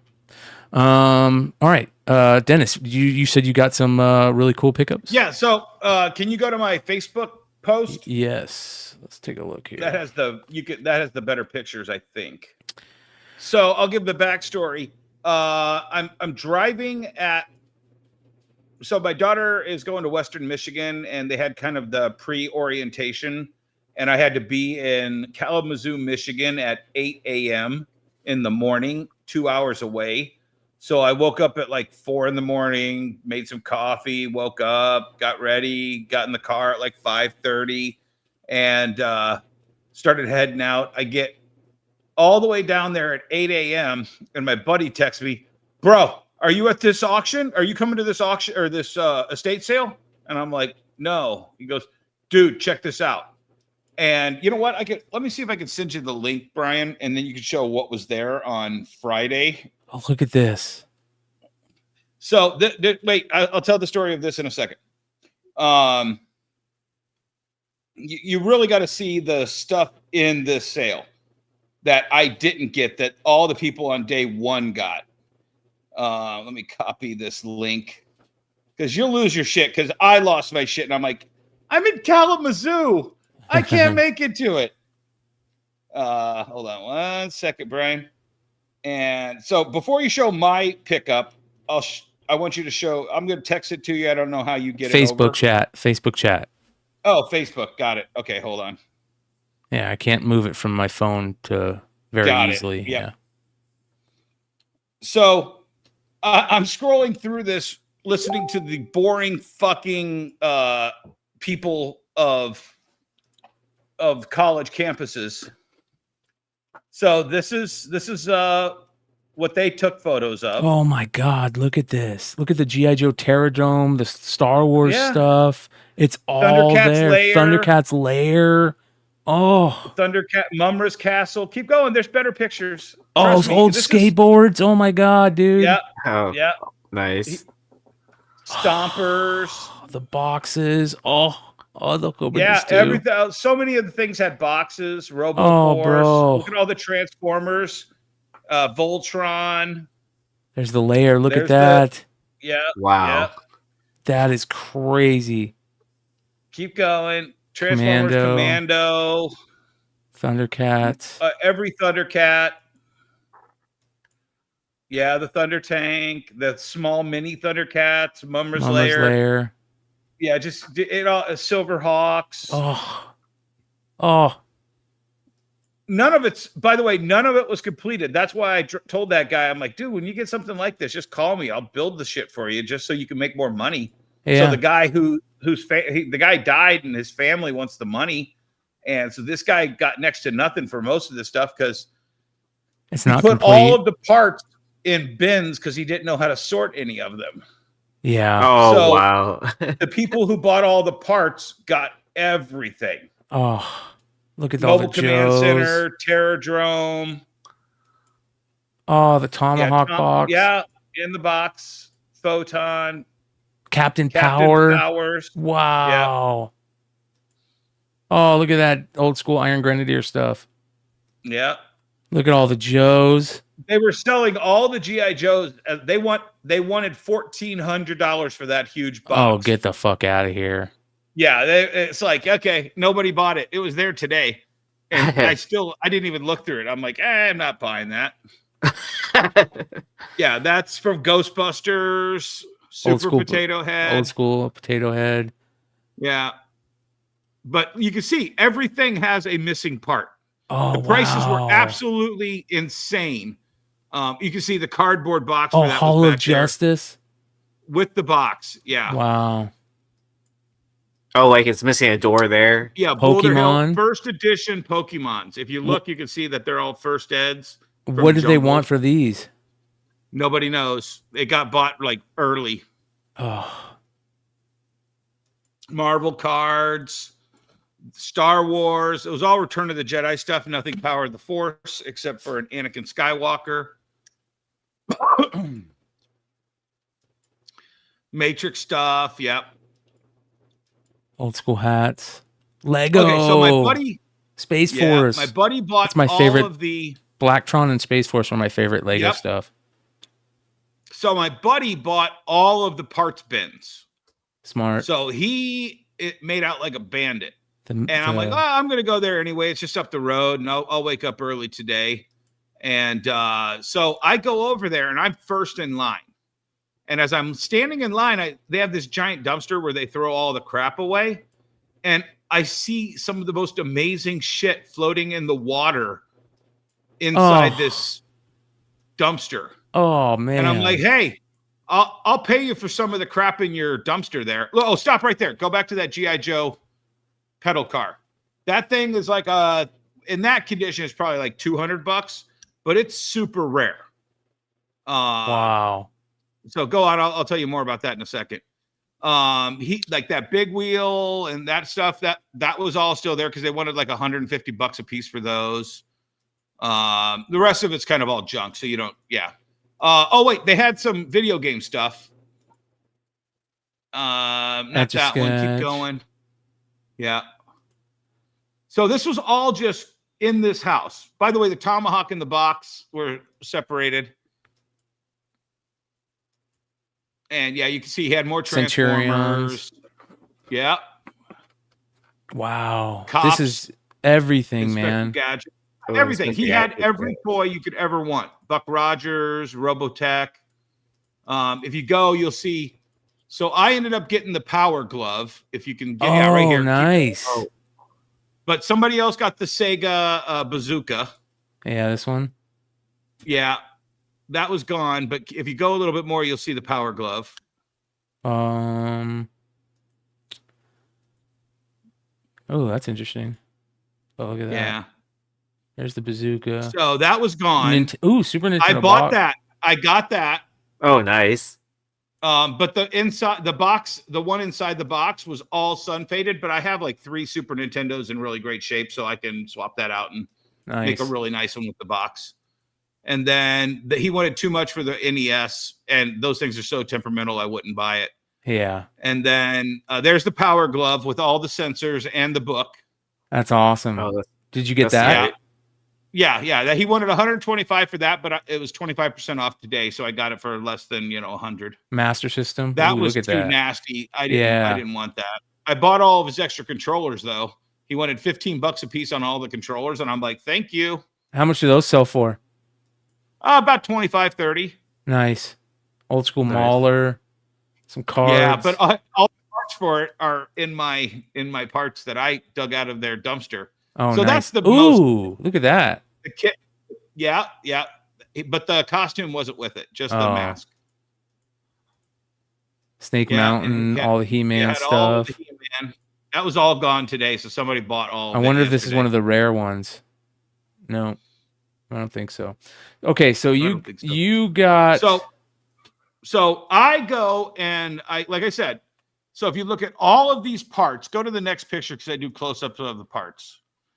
All of these parts were in his dumpster. Wow. My buddy bought all the rest of the parts, but if you just zoom in, there is a Gamorrean Guard axe, 2 of the antennas for a Mauler. Wow, 2 tactical Mauler battle antennas? platform. Yeah. Jesus. Tactical battle platform. All the little wings for the Seekers. Gray Optimus Prime missiles. A Hot Rod or Rodimus Prime yellow fin. Some mini cons. That door for the Thunderhawk. The Thunderhawk he had for sale because it was missing the door in the show. He wanted $8 for it, and I picked up the door to complete it in his dumpster. That's funny. Zartan ski. I can't. It's not this picture, but go to the next one. Remember, you guys, the parts and the weapons are worth just as much as some of the figures. Everything. Parts are gold. Zoom in and see that red fin there? Move your cursor over down, right there. Yeah. Do you know what that is? Nope. Hydrofoil? This one? No, that's for, right there. Do you know what that is? Is it to the hydrofoil? Nope. What is it? To the Dreadnought Air Assault set from Sears. Sears, yep. Not the one that Skyhawk fin. Yep. And the missile next to it is the missile for that Dreadnought. Wow. And that fin is like 50, that missile's like 25, but then right next to that is the Rhino airfoil. Nope, that way. Yeah. That's the mask Rhino airfoil, and it's always missing. Wow. There's a Mego Batman boot at the top there. There's the Stinkor arm. Yep. My buddy actually picked up the Stinkor without the arms. He wants that. Okay, go to the next one. Some Jetfire parts. An More aerial missiles. bot. Yeah. Tank stuff. So, a lot of the covers for the tank. Yeah. Rattler canopy gun right there in the middle. Aquaman's trident from the Superpowers Aquaman. Yep. All right. So I bought all of this stuff. This was like parts he had laying around for sale. He's got a near complete Computron. He's got almost all of the small parts for a Defensor. He had a bunch of parts for aerial bots. That's a Target Master Dirge because of the little hole on top. Uh-huh. He had the fire bat from the Terrordrome for $10. It had the landing gear. Where was the canopy? Did you get the canopy? The canopy was gone, but I have canopies. Oh, nice. It's the landing gear that always fall off. Yes. Yeah. So, and this was, I ended up paying like a couple $100 for that. He had a full set of Spawn from 1 to like 30 for $80. Oh, then nice. here, stop here. 2 of the mini comics, but do you know what that piece of paper is there? Stickers for something. Let's see if the chat can figure it out. Is it Star Wars stuff? Mm-hmm. Yep, it goes to a Star Wars vehicle. Cloud City. It's close. You're close. This vehicle went to Cloud City. Is it Boba Fett's Slave One? That is a unused sheet sticker for a Boba Fett Slave One. Wow. Oh wow. Money. It's literally mint. So I wonder if all of the other sticker sheets were available yesterday and nobody like saw this one. Oh. That was the only sticker sheet I saw. It was in a big pile of paperwork that nobody flipped through. But hold on. Better than that is that little tag that I put in there next to it. For that armored recon sled vehicle. I've never seen one. That would have only been sold in stores hanging from the toy. Wow. I've never seen one in my life. I don't know what to go for, but I'm going to ask like $200 or $300 for it. Yeah, if you have one, you want that to put with it. Yep. That's cool, man. Yeah, these are my favorite things. You know that. I love that shit. Yeah, absolutely. And that's why I knew you would love it. But I'm just sitting there and I'm like, guys, this stuff is so out there still. And like he had all of the Dreadnought Sear stuff. And it went for next to nothing at an estate sale because the guy running the estate sale doesn't know his asshole from a hole in the ground. And that happens all the time. All the time. It's all out there, guys. Yeah. That's fucking great, man. That's super cool. Yeah. I love that shit.